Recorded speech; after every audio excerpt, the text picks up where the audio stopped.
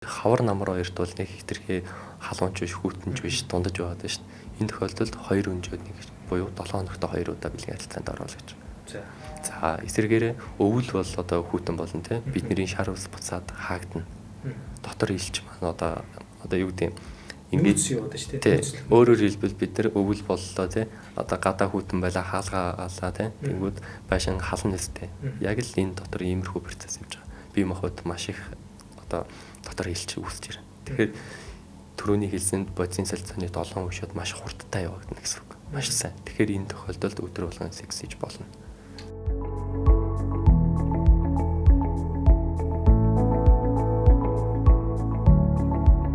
За сайн байцгаана уу. Өнөөдөр подкастыг үзэж байгаа яг энэ цаг мөчийн мэндийг танд хүргэе. За та подкастаа үргэлжлүүлээд үзэхээс өмнө манай сувг subscribe гэсэн товч байгаа. Энэ дээр дарчаар ингэснээр танд дараагийн чухал мэдээллүүд цаг алдалгүй мэдээлэл байдлаар очиод авах болно. Энэ танд илүү амар байх болно. За бид бүхэн танд өнөөдөр маш чухал хэрнээ бас их сонирхолтой одоо мэдээллийг өгөхөөр бэлдсэн байгаа. За энэ бол нойр ба секс гэдэг одоо сэдвэр. Тэгэхээр нойр болон секс бол хоорондоо одоо харилцан уялдаа холбоотой байдаг. Түүнийг бас маш их сонирхолтой байдлаар танд ойлголтыг өгөхөөр бол одоо зочин үйлцээрсэн байгаа. За зочин бол уламжлалт танах ухааны их хэмж, за сэтгэл судлалын магистр Пүрэв Бадам эмч хүрэлцээрсэн байна. За танд энэ өдрийн мэндийг хүргэе. За энэ өдрийн мэндийг хүргэе. Подкастнда урьж оролцуулж байгаад баярлалаа. Пүрэв Бадам эмч бол бас сошиал дээр яг одоо ажиллаа хийхээ хажуугаар сошиал дээр иргэдэд эрүүл мэндийн боловсрол олгох тал дээр бас их одоо чармаалттай ажилдаг. Энэ талаас бас таныг одоо дагдаг, үздэг олон хүмүүс бас үзэж байгаа бах. Тэгэд миний сонирхлыг татсан зүйл нь юу байсан бэ гэхээр нойр ба секс хоёрын хооронд нь одоо уялдаа холбоотойгоор таас тайлбарлсан байсан. Тэгээд энэ их сонирхолтой санагдаад хоёул өнөөдрийн сууж байгаа. Өмнө бид бүхэн бас яг секстэй холбоотой тийм одоо дугаарууд хийсэн. Тэгээд хүмүүс ч бас яг энэ секс гэдэг энэ зүйлийг бас ойлгодог болцсон байна. Энэ талын мэдээллийг ингэж бас их хайлт өндөр байдаг юм байна. Тэгэхээр өнөөдөр бид хоёрын мэдээлэл өмнө өгсөн хоёр одоо сонирхолтой дугаараас гадна өнөөдрийн дугаар бас тэн дээр нэмэгдээд таны сексийн одоо эрүүл мэндийн боловсролд бас нэлээд бас хөөрхөн нэмэр болох байхаа гэж бодож байгаа. За хоёулаа яриагаа эхлэхээс өмнө ерөнхийдөө ажлын туршлагаасаа хуваалцъя те. Бас таны хувьд уламжлалт хангах ухааны хэмж, тэгээ сэтгэл судлаач гэдэг явж байгаа. Тэгэхээр бас их сонирхолтой байгаа. Ягаад уламжлалт хангах ухаан, сэтгэл судлал хоёр бас хоорондоо уялдаа холбоотой явж та бас энэ талаараа хэлж өгөөч. 2018 онд анх уламжлалт хангах ухааны чиглэлээр бакалаврын зэрэгээ хамгаалаад за тэгээд бамт татсан эмнэлэгт ажиллаж агаад за 2024 онд 22 онд одоо Солонгос улсад сэтгэл судлалын магистраар сураад 24 онд төгсөөд за тэгээд Монголд ирээд 2005 одоо жил гарангийн хугацаанд одоо хувийнхаа эмнэлгийг ажилуулад явж байгаа. За тэгэхээр энэ хоёр мэрэгжил нь одоо хүмүүс яг гайхаад байж магадгүй те. Ямар ч холбоогүй хамааралгүй хоёр мэрэгжлийн шиг боловч яг үүндээ уламжлалт ангаах ухааны одоо онлоор үзвэл энэ бол зайлшгүй нэг зүйл байдаг. Тэгэхээр уламжлалт ангаах ухааны онол дээр ер нь хүний бие гэдэг одоо альва өвчин зовлон гэдэг бүгд сэтгэлээс үүдэлтэй гэж үздэг. Тэгэхээр ерөөсөө сэтгэл санааг одоо хэвийн байлгаж сэтгэл зүгээр хүнийг тэтгэж чадах юм бол бие махбодыг нь одоо эмчилж болох юм байна гэдэг. Иймэрхүү анх ойлголтыг ер нь уламжлалтын эмчээр одоо сурж байхдаа төгссөний дараа ч гэсэн иймэрхүү ойлголттой байсан. За тэгээд ер нь юу гэдэг уламжлалт хангах ухааны онол дээр бол ингэдэг юм. Сэтгэл гэдэг зүйл хийг хүлэглэж явдаг гэж үздэг байхгүй. Тэгэхээр өөрөөр хэлбэл бидний бие махбодод одоо хий хямрах ямар ч одоо нөхцөл бүрдээгүй байсан ч гэсэн сэтгэл санаанаас үүдэлтэйгээр сэтгэл санаа одоо хямардаг юм уу те одоо их сэтгэл готролд ордог юм уу ямар нэгэн байдлаар сэтгэл санааны одоо архаг стресс ч юм уу иймэрхүү байснаас үүдэлтэйгээр бие махбодод нөвчин үүсч болно гэдэг. Нэгдүгээр. За хоёрдугаар бол сэтгэл санаа аюу гой эрүүл одоо сайхан байлаа тэгсэн мөртлөө хий хямрах одоо үйлдэл өдөр тутмын идэж ууж байгаа хоол хүнс юм уу те амьдралын хэм маяг буруу байгаад их юм бол энээс үүдэлтэйгээр бас сэтгэл санаа хямарч болно гэдэг. Өөрөөр хэлбэл энэ хоёр байнгын параллел одоо цог холбоотой явж байдаг. Тийм учраас ерөөсөө энэ сэтгэл зүйтэй холбоотойгоор одоо сурч аль хүнийг ер нь бие махбодын одоо сэтгэл санаагийн цог хэмжилж явах нь аюу чухал юм байна гэсний үндсэн дээр энэ мэрэгчлэрээ сурч одоо төгсөөд аль алийг нь хослуулаад эмчлээ явж байна. Яг одоо тантай адилхан уламжлалтын суурьтай хэрнээ сэтгэл судлалаар ингэж ажиллаж байгаа хүн юу н хэрэг байх шиг байна. За миний мэдхээр нэг л хүн байгаа. Тэ яг манай сургуулийн дээдлийн төгсөлтийн нэг эмч байдаг. бас их сонирхолтой шийдлээ шүү.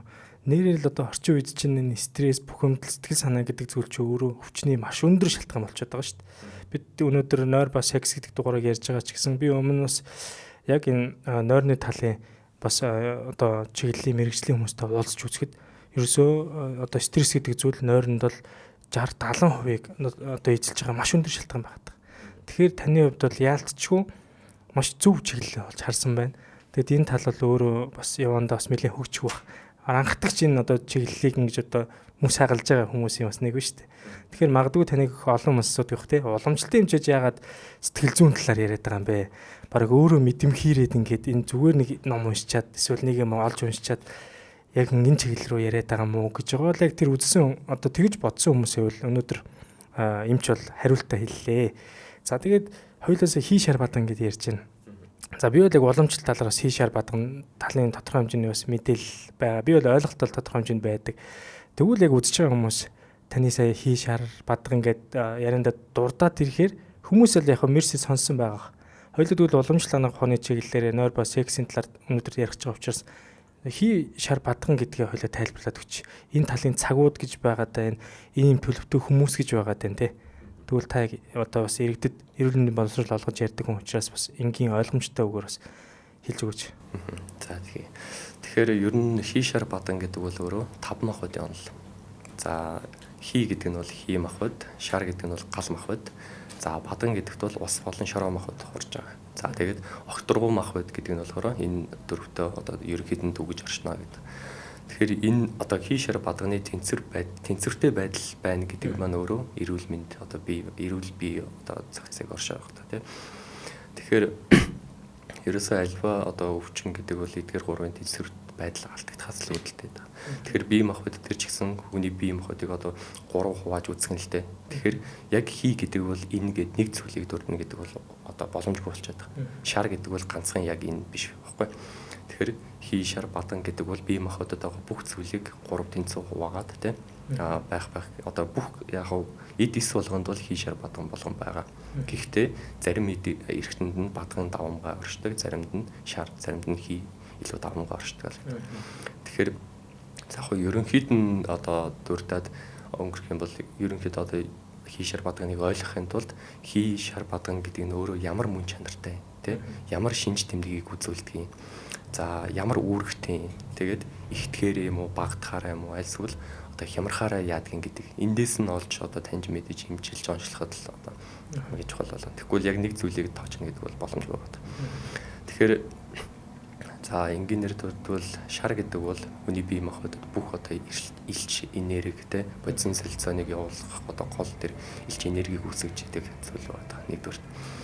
За хоёрдугаарт гэвэл яг нэг биеийн өнгө зүс царайны одоо арсны өнгө зүстэй. За тэгээд сэтгэл санаан дээр гэвэл одоо юу гэдэг юм их зүрх зоригтой тиймэрхүү болдог. Одоо тэртлийг одоо хариуцаж авдаг гэх юм уу. Иймэрхүү одоо үүргийг гүйцэтгэдэг. За бадган гэдэг бол за бие махбодын хоол боловсруулалтанд оролцсон одоо идэж уусан юмныг ялталж одоо юу гэдэг зотон шиг болгож байгаа шүү дээ идсэн юмтэй гих мэтчлэнгээр иймэрхүү. Тэгээд бие махбодын одоо юу гэдэг бие махбодыг тайвшруулах үйлдэлтэй иймэрхүү зүйлс байдаг. За тэгээд мөн үе мөчний одоо холбооч идэвч ч гэсэн одоо бадганы нэг хэлбэр мөн баггүй гих мэтчлэнгээр. За тэгвэл одоо хамгийн их яригддаг нөгөө хий гэж юу вэ гэнгүүт хий гэдэг бол одоо орчин үеийн шинжлэх ухаан болоод уламжлалт хангах ухаан хоёрын хамгийн том одоо зөрүүтэй одоо миний хувьд бол яг хүмүүст хэлэхдээ энэ шинжлэх ухааны хамгийн том энийг оншилж чадахгүй нь хамгийн том алдаа. Одоо хамгийн том одоо онцлогын одоо алдаа сул тал гэх юм алдаа гэхээс л сул тал байгаад байгаа. Тэгэхээр уламжлалт хангах ухаанд бол хий гэдгийг ерөөсөө одоо бидний ухамсартайгаар болоод ухамсаргүй үйлдэж байгаа үйлдэл болгон хийгээр үйлддэг. Тэгэхээр бидний би одоо ингээ гараа хөдлөхөд энэ хөдөлгөөн явж л байгаа бол энэ хийгээр үлдэж байгаа. За мөн ухамсаргүй буюу бидний дотор ходоод хоол боловсрол зүрхний ялгшилт одоо энэ болгон хийний сүдэлтэйгээр явагддаг гэсэн. Бидний тарих бодолч гэсэн хийх үлдэж байдаг. Тэгэхээр ерөөсөө бидний бодисны солилцоо одоо бүх зүйл хийтэй холбоотой байдаг л юм. Тэгээд аль нэг зүйл нь хитэрчих юм бол өвчин болоод байгаа гэж ойлгож байна тийм. Аль нэг зүйл хитрэх одоо хит ихсэх юм уу хит багасах юм уу альсвал буруудаад ирэхээр өвчин болоод. Зөв одоо харьцаатай байх хэрэгтэй боловч ч тий. Тий. Ерөөсөө л тэнцвэртэй байдал. одоо настай хүмүүс чинь нэг хий ихтэй байна. Одоо ядаж бид нар чинь хуушуурыг л битүү хоолунд яхаараа сайхан гараараа барайл хий дарж ийна л гэж яриад байгаа шүү дээ. Тэгээд юу л бид нар яг хий гэдгээ яг юу гэж өнөөдөр ойлгох ёстой бол юмч тайлбарлаж өгч байгаа тий. За тэгвэл ерөнхийдөө шүн таасаа битсэн байсан шүү дээ. Шүн хэдэн цагт сэрснээсээ хамаарат нойргуудлын шалтгааныг нь олж болно гэсэн байсан. Тэн дээрээ нөх хий шар бадганы цаг гэж ярьж байсан. Энийг бас хэлж өгч. Тэгэхээр хий шар бадганы цаг 24 цагийн хугацаанд 4 цагаар 2 удаа давтагдаж байгаа. За тэгэхээр бадганы цаг гэдэг бол өглөө 7:40-оос одоо үчийн бүр өглөө 7:40-оос 11:40 хүртэл. За тэгээд мөн оройдын одоо 19:40-оос 23:40 хүртэл бадганы цаг байдаг. За шарын цаг гэдэг нь болохоор тэр яг 11:40-оос үргэлжлүүлээд 3:40 хүртэл. За мөн шөнө дундын бас одоо 23:40-оос үүрийн одоо шөнө дундын 3:40 хүртэл. Шарын цаг. За тэгээд үлдсэн 3:40-оос 7:40 хүртэл болохоор өглөө оройн тий. Тэр үед болохоор хийн цаг байгаа. Тэгэхээр өөрөөр хэлбэл тухайн одоо хийшэр бадганы цагуудаар тухайн одоо хийшэр бадганы хямралтай юм уу одоо хөвцсөн хүмүүс тухайн цаг дээрээ илүү өвчин хөдөлдөг гэсэн үг байхгүй. Одоо жишээлбэл одоо шарын өвчлөлтэй юм уу шар хит их харивдсан юм уу одоо хямрцсан байгаа хүмүүс бол шөнө дунд одоо яг тэр шарынхаа цагаар биеийн махбодод сэргэж одоо дотор халуун элчин үсээд бие махбодод сэргэж сэрээд байгаа. Тэр өөрөлдвөл 11:30-аас за 3:40 хоорондтой яг нарийн ярил. За тэгээ ер нь хөвчлөний шөнийн 2 3 гэж сэрчээд байвал энэ бол шартай холбоотой байх магадлал маш өндөр. За яг энэгээр 100% оншилахгүй гэхдээ ер нь бол ерхий чиг баримжааг бол энэ талтай байна гэд оншилж болно. За харин 3:40-оос хойш өөрөөр нэг 4 5 6 гэж сэрчээл унтдаг хүмүүс байдаг тийм. Энэ нөрөө их хөвчлэн одоо хийн ер нь баг ихэнх тохиолдолд ерөөсөө хийнээс хямралтай. Хий аривдсан юм уу альсвал одоо аривдах буюу одоо ихтсэн юм уу альсвал хямрцсан хүмүүс л энэ үеэр сэрээд байгаа. Энэ гурав дотроос яг аль нь арай илүү эмчлэхэд төвөгдөж гэдэг юм бэрх байгаад байна. За эмчлэхэд яг бүгдээрээ л ялгаагүй. Яг үүндээ одоо юу гэдгийг шинж тэмдгийн хувьд одоо ингээл гол нь нөгөө нэг хэр одоо удсан байна те. Одоо тэр нь хамгийн чухал эмчлэхэд нэгдүгээрт. Хоёрдугаарт бол тухайн хүний өөрийнх нь хандлага бие махбодтой өөр. Зарим хүмүүс нэг эмчтэй бүх юмаа даатгачаад орхичдаг шүү дээ. Иймэрхүү хүмүүсийг угаасаа л эмчлэхэд хэцүү байдаг. Зүгээр нэг им өгөөд явдаг, имээ ууж байгаа хэсэг нь мэддэхгүй тийм эмчилгээ явдаг тэнгүүд тэгэл эмчилгээ хэлэгчээл очоод өөрт нь идэж ууж байгаа юм яг хэвэндээ дасгалууд гоод юу ч байхгүй зүгээр л эмчид бүх зүйлийг даатгал орхичвэл энэ угаасаа л эмчилгээд аягүй төвхтэй л болчихно. Тэгэхээр эмчилгээг би яг одоо олон эмч нартай ярилцж байгааг хувьд бол яг амьдралын хэм маяг эмчилгээ хоёр бол 50% тай гэж ярьж ил. Тэгэхээр яг танд одоо итгээд хүрээд ирж байгаа хүн бол 100% танд итгээд бүх юм хайчиж болохгүй байна шүү дээ. Би эмчтэр очсон, эмчилгээ хийж байгаа гэд танд итгээд ирэнгүүтээ бусад бүх юм орхичих юм бол энэ бол ерөөсөө эмчилгээний үр дүн бол маш бага буураад ирэх нь шүү дээ. За. Хоёулаа тэгвэл нойргуудлын шинж тэмдгийг таг боломжтой талаасаа илүү ингэж харсан, мэдэрсэн, оншилсан, эмчилсэн талаасаа хэлж өгөөч. Орчин үеийн Европ банк ахуйн дээр ерөнхийдөө бол ойлгомжтой байгаа шүү дээ. Тэгвэл яг боломжтой талаасаа энэ шинж тэмдгүүд нь ямар хөө байна? Таасаа хэлсэн хий шар бадганы цагууд нь өдрийн цагт ч яг нэг байд юм байна. Оройн унтчих цагт ч байдаг юм байна. Тэр үеүүдэд сэрж байгаас нь хамаарат бас шинж тэмдгүүд нь харилцан адилгүй ч юм уу өөр байх боломж байдгүй. Бага. Тэгэхээр ер нь яг ихэвчлэн одоо настай хүмүүс бол ихэвчлэн одоо үүрээр сэрээд байдаг. Яг хийнээс үүдэлтэй яг насныхаа ангиллаар угаасаа ер нь жоохон тас ахих тусам хий ихсдэг байхгүй. Тэгэхээр яг залуу хүмүүс ч гэсэн одоо сүүлийн үед айгүй хүүрээр сэрдэг болчихлоо юм л та. Гэхдээ яг хийнээс үүдэлтэй одоо нойргуудж байгаа хүмүүс бол хийн шинж тэмдгүүдээ илэрхийлээд байгаа. Тэгэхээр тэрэнд нь юу ордог вэ гэхээр ер нь их тамирдж ядарн одоо нойрыг сэрвэлцдэг тэ унтаад байгаа үг нь мэддэхгүй байгаа ч гэдэг юм уу тийм. За тэнгуүтэй нүднийхэн доогуур хөхөрч болж байна. Арьс нь хураашиж болж байна тийм. За эмэгтэйчүүд бол ялангуяа нүрээ будахаар будаг шингэхгүй ар цаагаад байна ч гэдэг юм уу тийм. Гэх мэтлэнгээр. За тэгээд унтангуудаа одоо гинт гар хөл нь одоо татаж одоо цочид сэрээд байдаг ч юм уу тийм. Гэх мэтлэн иймэрхүү шин тэмдгүүдийг өгч байгаа. За тэгээд яг хоо энэ төр нэмэгдэж нойргуудл учраас нөгөө өглөөийг ядарсан мэдрэмжтэй тийм. Тархитлагаа өвдөг ч юм уу иймэрхүү шин тэмдгүүд бол орж байгаа. За тэгээд иймэрхүү байна. За шараас өвдөлтэй гэвэл мөн ялгаагүй яг тамиртаж ядарсан мэдрэмж байна. Адилхан унтаагүй юм шиг мэдрэмжтэй байгаад Гэхдээ шарынхаа өөрийнх нь шинж тэмдгүүд нь хэрэг ерөөсөө за нүд шаарлах юм уу эсвэл бие халууд өгдөг их хөлөрдөг ч юм уу тий. За тэгээд дийлэг цэсний ямар нэгэн өөрчлөлтөй одоо цэсийн хөтгөн байдаг ч юм уу тий. Гэх мэтлэнгэр иймэрхүү шинж тэмдгүүд өгч байгаа.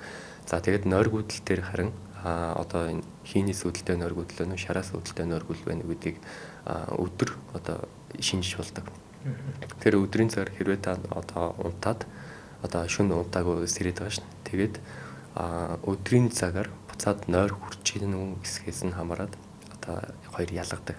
Шараас үүдэлтэй нойргүйдэл бол шөнө одоо 2 одоо 3 хүртэл ч юм уу те нойргүйд гүлж жагаад унтаад арай гэж нэг унтаал өглөө сэрэнгүүд ядарсан байжгаад өглөө хоолой идээд өдөр бас л яг нэг шарын цагаараа нойр нүрээд бие дэлгээ явагддаг. Завхаа дэлгээ явагддаг. Хийний үүдэлтэй нойргүйдлийн үед бол тэгэхгүй. Өдөр ялгаагүй өглөө одоо ингээл сэрээд биений ядраад байгаа мөртлөө өдөр унтдаг. За унтъя гэд хөвцсөн ч гэсэн тэгээ унтаж чадахгүй тэгээ буцаа босоод ирдэг. Иймэрхүү ялгаатай.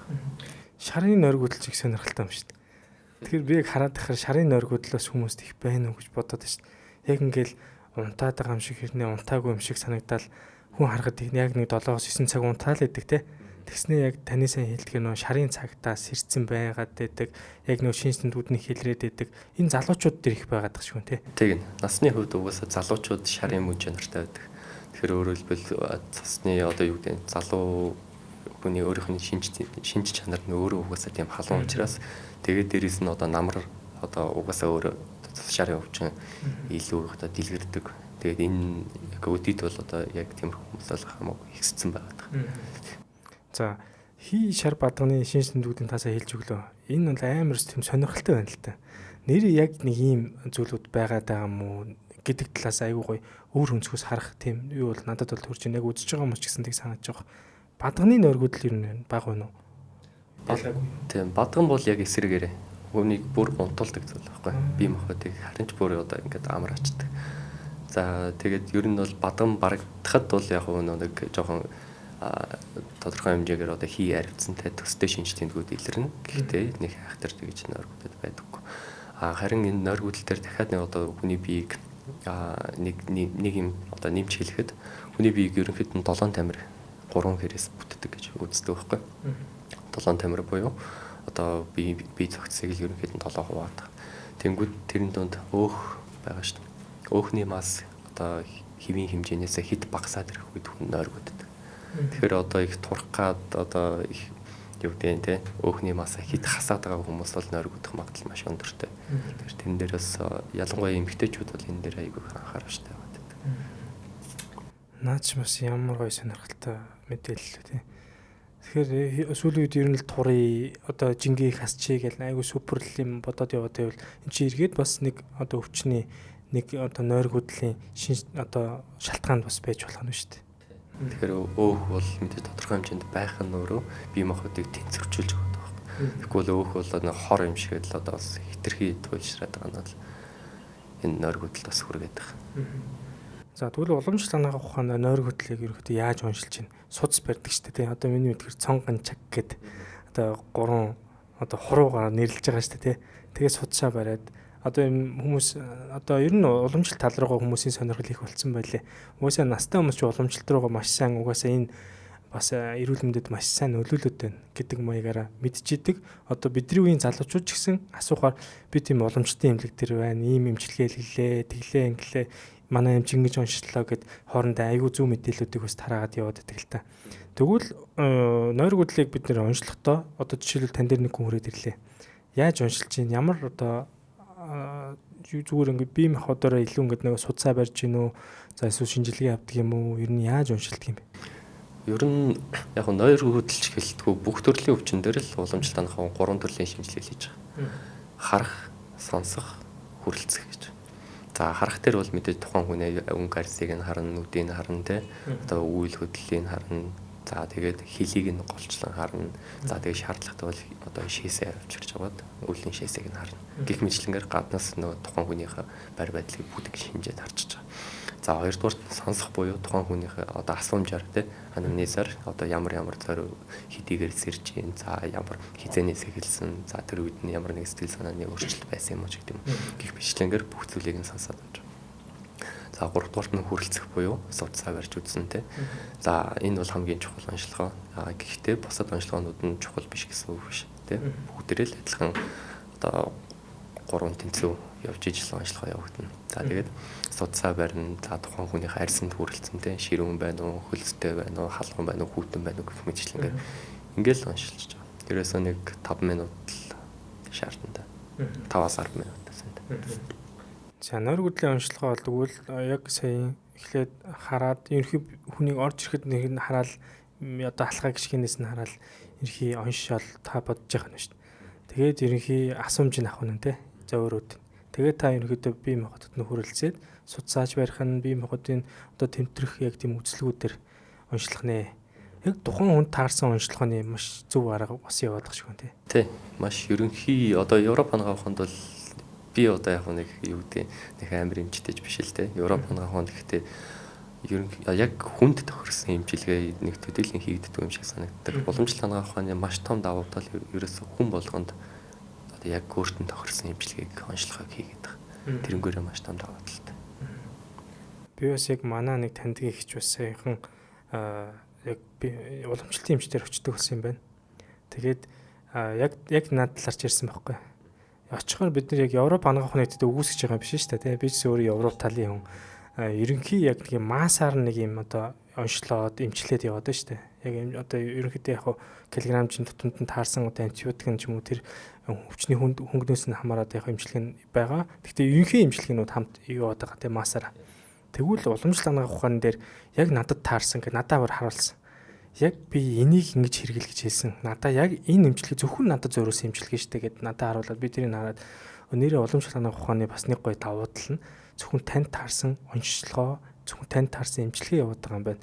Тэгээ тэрийг дараа ирэхээр надаас асууна гэсэн гэдэг яг тэрийг бүрийг бодтоор нь өөрөө яг энийг би дагаж мөрдөн энэ надад айгүй үр дүн өгч байгаа гэсэн айгүй явж байгаа. Тэгэхээр уламжлалт хангах ухааныг бол би харахтаа урдсан сэргийлэх хангах ухаан юм болоо та гэж илүү ихээр хараад идэг. Тэгэхээр уламжлалт хангах ухааны бас давуу тал нь бас яг тэр нэг гоё санагдчихээн л та надад.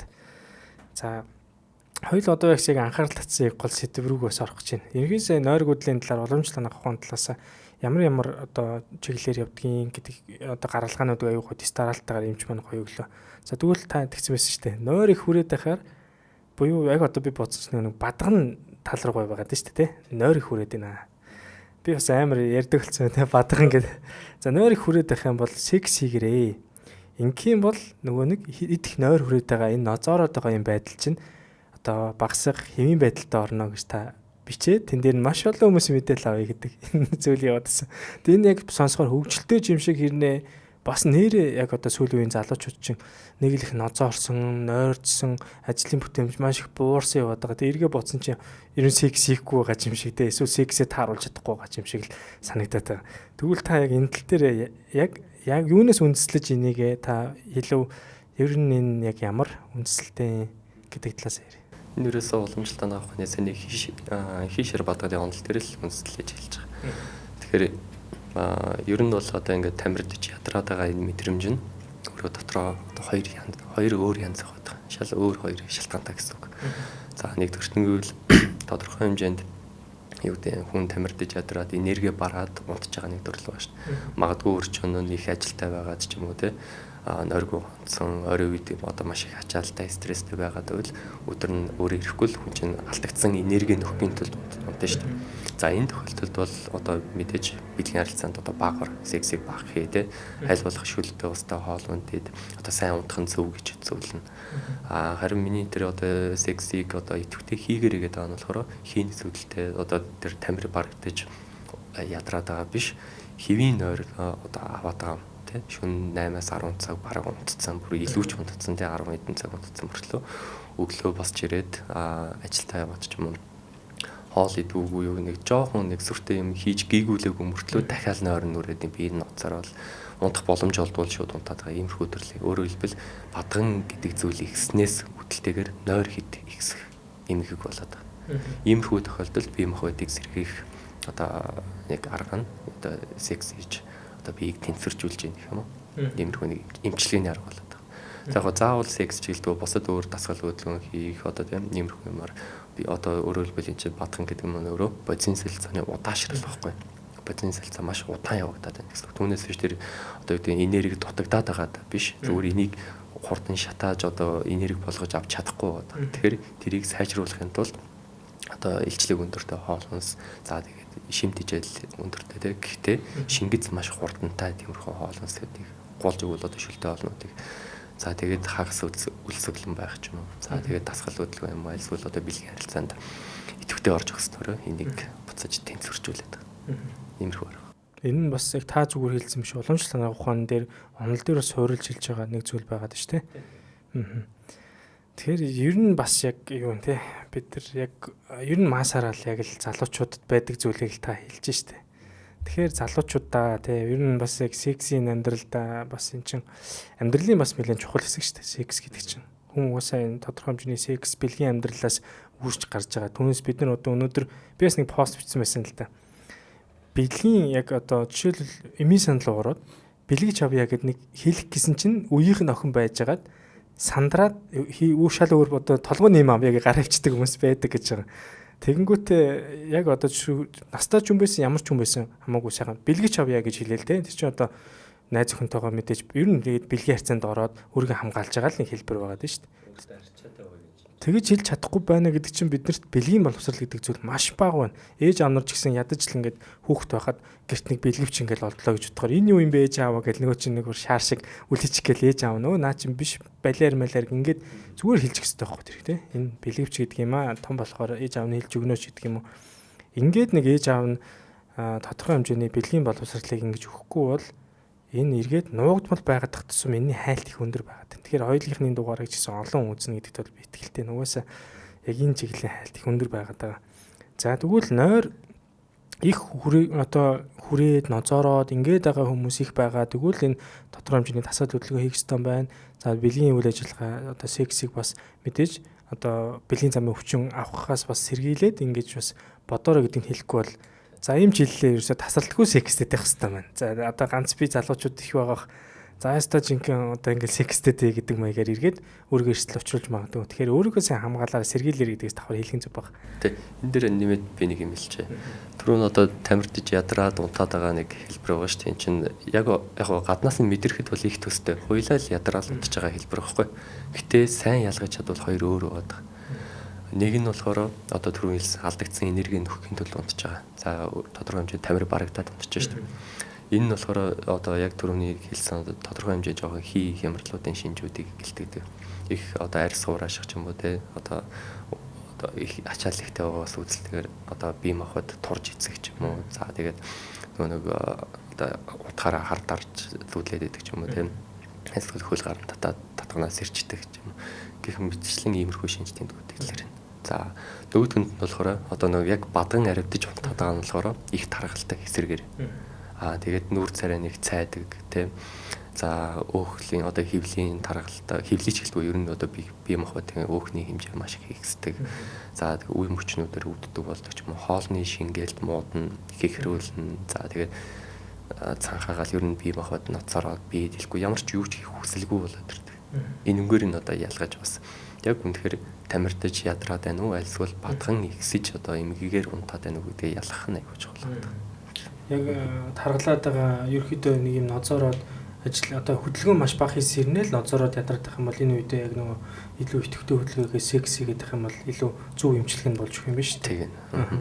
Зөв наад чи бас их гоё ялахыг нь бас хэлж өглөө шүү дээ. За тэгвэл нойр хүрхгүй хүмүүс байна. Нойр хүрхгүй байх юм бол энэ хүмүүс секс их хийгээл ах юм бол улам нойр бүдэлд орох уу? Тийм. Ер нь секс гэдэг маань өөрөө уламжлалт ухааны онолоор хий үүсгдэг одоо үйл гэж үздэг байхгүй. Тэгэхээр ер нь яг секс хийснээсээ болоод нойр бүдэж байгаа төрөлж айгүй их байна. Яг үүндээ практик дээр амьдрал дээр бол. За тэгээд нойр бүдэлтэй үедээ секс хийгээд байвал энэ яг нэг талдаа хүмүүс ингэдэг ядарч байгаа нойр хүрхгүй байнгут секс хийчингүүд унтчихад байгаа шүү дээ. Энэ үед яг үндэ нөгөө нэг бие махбодтой хүчээр унтуулад байгаа хэлбэр байхгүй. Бие махбодынхаа энергийг хүчээр өөрөө дуусгаж бие махбод ямар ч ажиллах одоо энергигүй болоод хүчээр унтж байгаа. Энэ үйл яг үндэ урт хугацаанд өвчин үүсгэнэ. За нөгөөх нь болохоор зүгээр юу гэдэг энгийн мөртлөө сексийг одоо хит ойр орхон хийсний зөвдөлтөөр одоо ихсээд тэгээд нойргуудад байгаа хүмүүс бол амьдрал дээр маш их байгаа. Тэгэхээр ер нь аль болох л одоо сексийг ямар ч зүйл ер нь тэнцвэртэй байх нь аюул чухал. Ямар ч одоо сайн Европ ангаахын талаас бол энийг бол ингэж байгаа ш. Одоо дасгал хөдөлгөөнтэй адилхан тий. Энэ бол өдөр болгон хийж явах хэрэгтэй зүйл байдаг. Уламжлалт ангаахынд бол үгүй энэ бол тухайн хүний бодисын солилцоо хэр сайн байна. За тэрэндээ тааруулна, давхар уйлралдаа тааруулна гэх мэтчлэнгээр өөрийнхөө ер нь бодисын солилцоо эрчим тамир тэнхээдээ тааруулж хийх нь одоо хамгийн эрүүл л гэдэг. За. Эрүүл мэндийг дэмжин ажиллагч янзтай ясны шүл хамтран ажиллаж байна. За тус шүлний хувьд бол одоо Монгол орны зэрлэг байгальд одоо бэлчээрлэж одоо шимт одоо ургамлаар эдээссэн үхрийн булгууны яснаас гаргаж явдаг. За үүнд бол хүний биед хэрэгцээтэй тэр уураг, за амин дэм, эрцээр одоо баялаг, за химийн ямар нэгэн нэмэлт болгон нөөцлөгчд бол агуулаагүй яадаг. Монголчуудын хувьд бол дийлэнхтэй тэр мэдрэлийн ядаргаа болон за ядрах, сүлдэх, за тэр толгой өвдөх, за нойр гүдгч гэдэг юм уу эдгээр шинж тэмдэг их нийтлэг илэрч идэг. Энэ үед бол бид нэр одоо эмээр бус, за хүнсээр өөрийгөө ангаахт илүү ихээр анхаарч одоо ясны шүлийг илүү сайн одоо идэж хэрэглэж явах хэрэгтэй. За ялангуяа тэр бага насны хүүхдэд ч гэсэн ясны шүлэлд одоо усанд оруулал илүү тамир тэнхийг нөхөх, дархлааг дэмжих энэ зүйлүүд бол байж идэг юм а.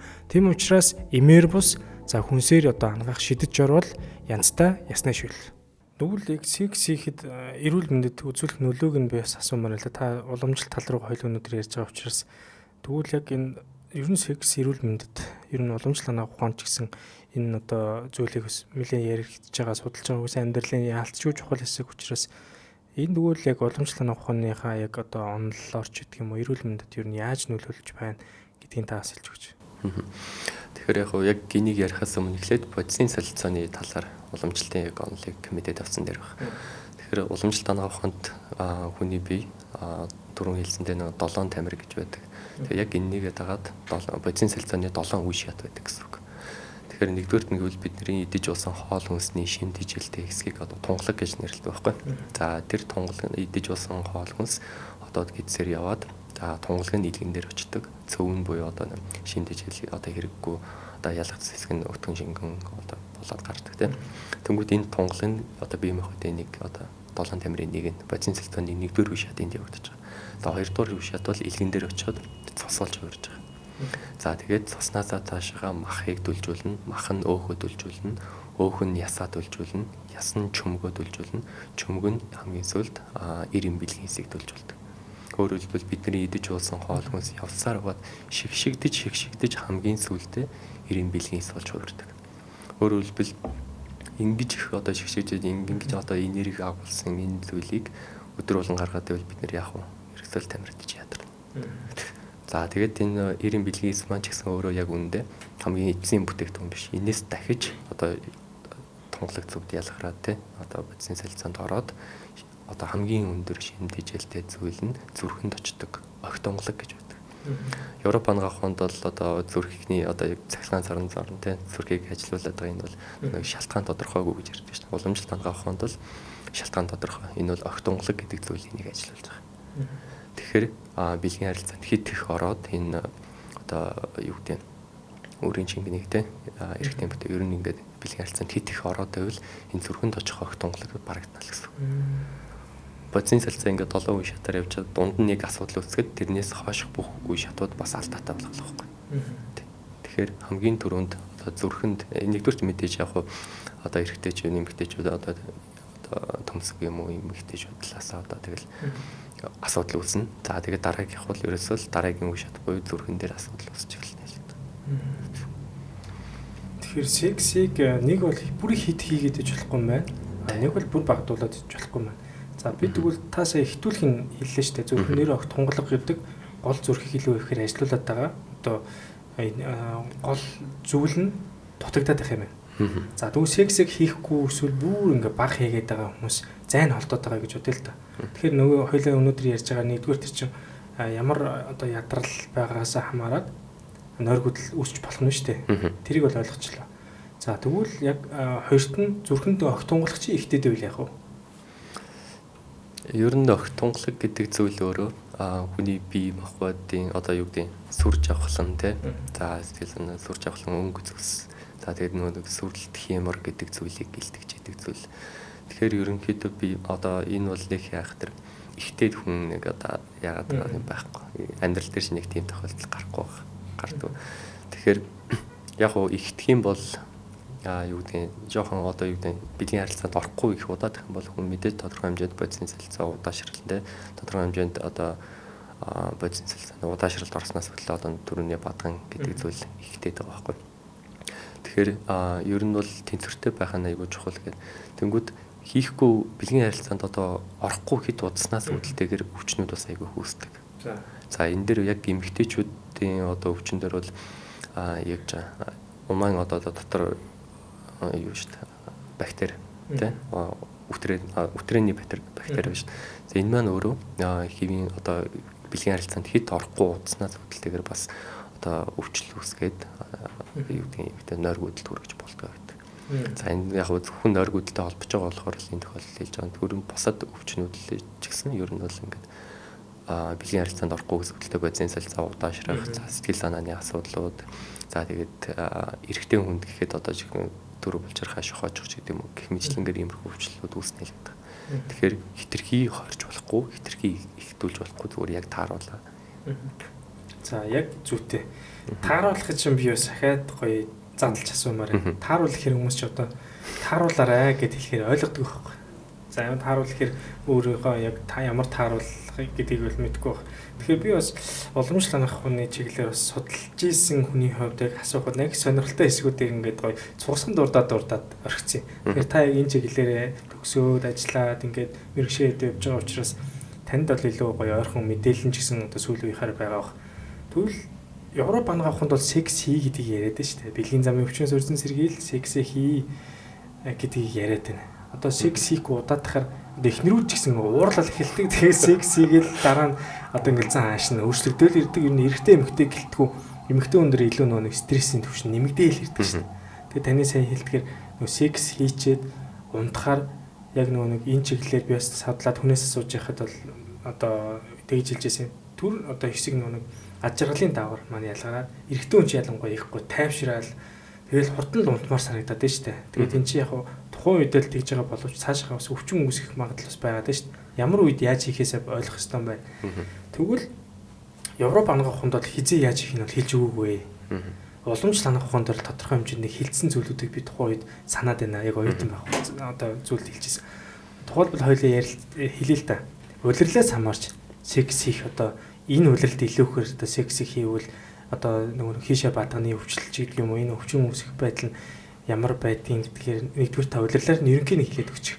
Хоёрдугаарт нь одоо яг тухайн хүн ямар шинж тэмдгүүд өөрт нь яг илрээд байгаа үед нь сексийг илүү их хийгээд байгаа юм эсвэл дутагдуулаад байгаа юм бол бас иймэрхүү зүйл байдаг юм а гэдэг нь хэлжүүл хүмүүс ерөнхийдөө балансаа ойлгож байгаа. Тэгвэл би энэ улирлт илүү сексийг хийгээд байгаа юм байна. За тэгвэл яг надад нэг иймэрхүү би сексийг бас зарим үед нь хориглоод зарим үед нь хийгээд байх хэрэгтэй байна гэдгийг бол уламжлалаа ухаан хилээд өгчих юм бол энэ ерөнхий ойлголт хүмүүст бол аюу гой хүрэх байх гэж би бол ойлгож байна. За тийм. Тэгэхээр ерөөсөө л түрүүний ярьсан нэг бодисын солилцоо байна шүү дээ. 7 үе шаттай тийм. Энэ хэр сайн явагдаж байна гэдгээс л хамаарна. Ер нь яг энэ бодисын солилцоо одоо өнөөдрийн идэж уусан хоол хүнс одоо явсаар угаад бодисын солилцоонд орсоор угаад эцсийн бүтээгдэхүүн огтонглог гэдэг зүйл болоход 7 хоног дунджаар 7 хоног шаарддаг гэдэг. Дундаж байна. Тэгэхээр яг энэ үйлдвэрлэлийн чанартайгаар сайндаж муудна тий. Тэгэхээр ер нь бол гадаа байгаль орчин хэр их халж байна. Төдий шинэ яг тэрэндээ тааруулаад бие махбод өөрөө тасанд өгчөж шар усны сүвэ нээдэг. Өөрөөр хэлбэл гадаа чалаа дотор чалаа байвал бид нэр хал уцсан үстэй тий. Гэх мэт яг тэрэндээ тааруулаад шар усны сүвэ нээгээд дотор илчээ гадагш алддаг гэсэн үг.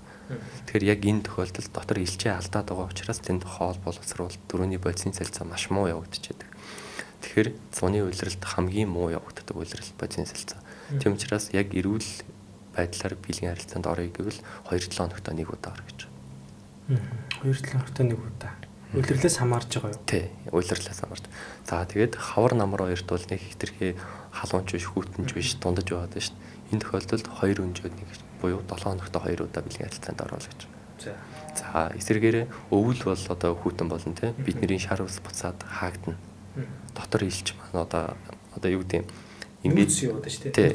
Өөрөөр хэлбэл бид нар өвөл боллоо тий.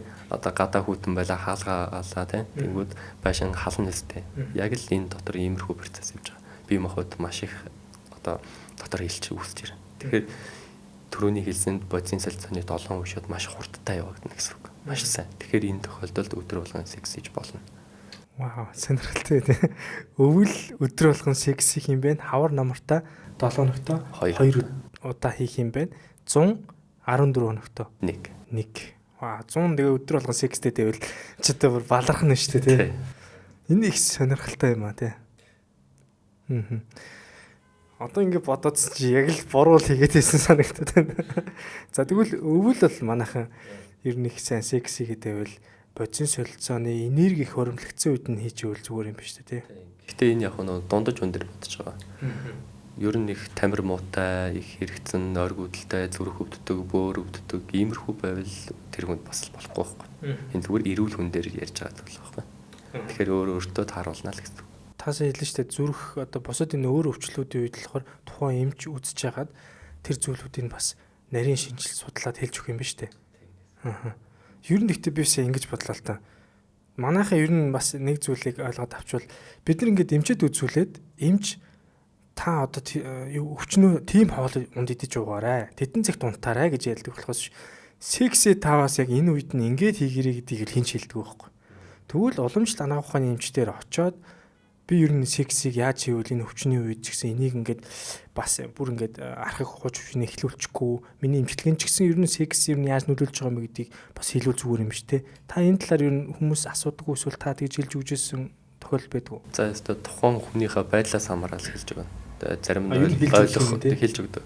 Ойлгохоор нь ойлгохооргүй байна тий. Зарим нь бол ойлгохоор шинжтэй байвал судасны барьж үзээд угаасаа үнэхээр тамирдаад ядарсан хүмүүс байдаг. Саяхан нэг 2-7 хоногийн өмнө нэг хүүхэн байсан л та. Надаас нэлээд 40 гарсан нэг ихч байсан. Тэгээд судасны бариад бэлгийн харилцаанд хэр их орж яана л гэж асууж.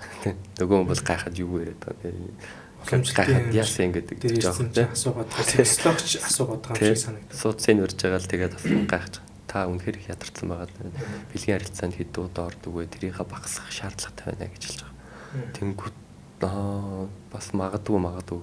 Тэгээд эмчилгээнд явж байгаад эмчилгээнийхаа дундуур нэг өдөр нь л та эмчилгээ хийлгэж явахдаа ер нь хүн хэдэн удаа хийх ёстой гэдэг юм бэ? 7 хоногтой гэж асууж байгаа. Тэнгүүд би яг түрүүнийхээ ярьсан ингээ уйлралтайгаа тий бодисын солилцоотойгоо тааруулаад ингээ хийх ёстой байдаг юм аа гингүүд пүү тэгвэл би ёстой амар их төлт юм. Тэр игчийн хувьд бол өдөр болгон хийдэг. За тэгээд амралтын өдрөөр одоо нөхөртөөгөө гэртээ амарч явах юм бол өглөө өдрөөр 3-4 удаа бол хийдэг. Тэгэхээр чин тухайн хүн өвдөхгүй гэх тамирдж ядрахгүйгээ яах.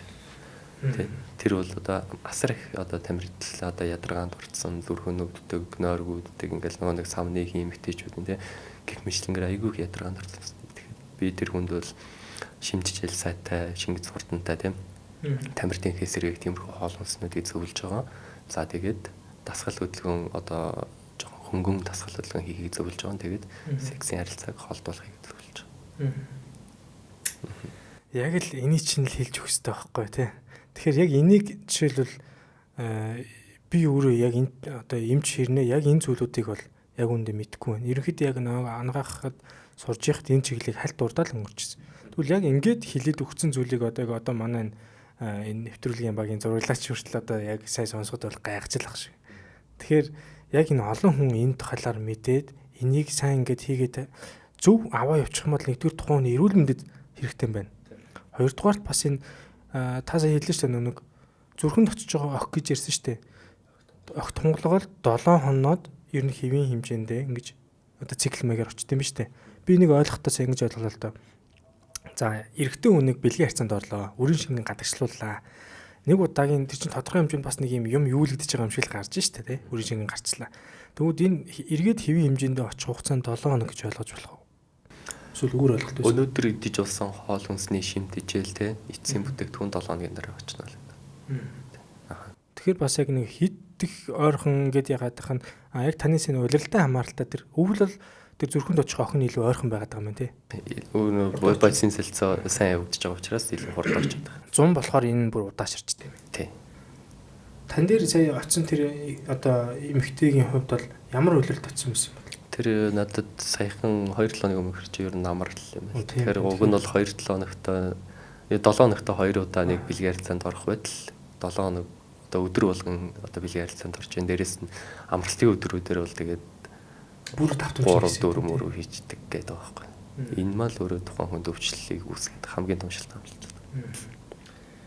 Зүйтэй. Тэгэхээр яг энэ секс гэдэг чинь эрүүл мэндэд яалцчгүй яригдах хэвээр нэг чухал зүйл юм аа. Түүнээс бид нэг секс гэхээр зүгээр нэг хин нэгэн ингээл нэг бэлгийн хавталд ороод нэг юм садар самуун тухай бид нар ярьж байгаа хэрэг ерөөсөө биш.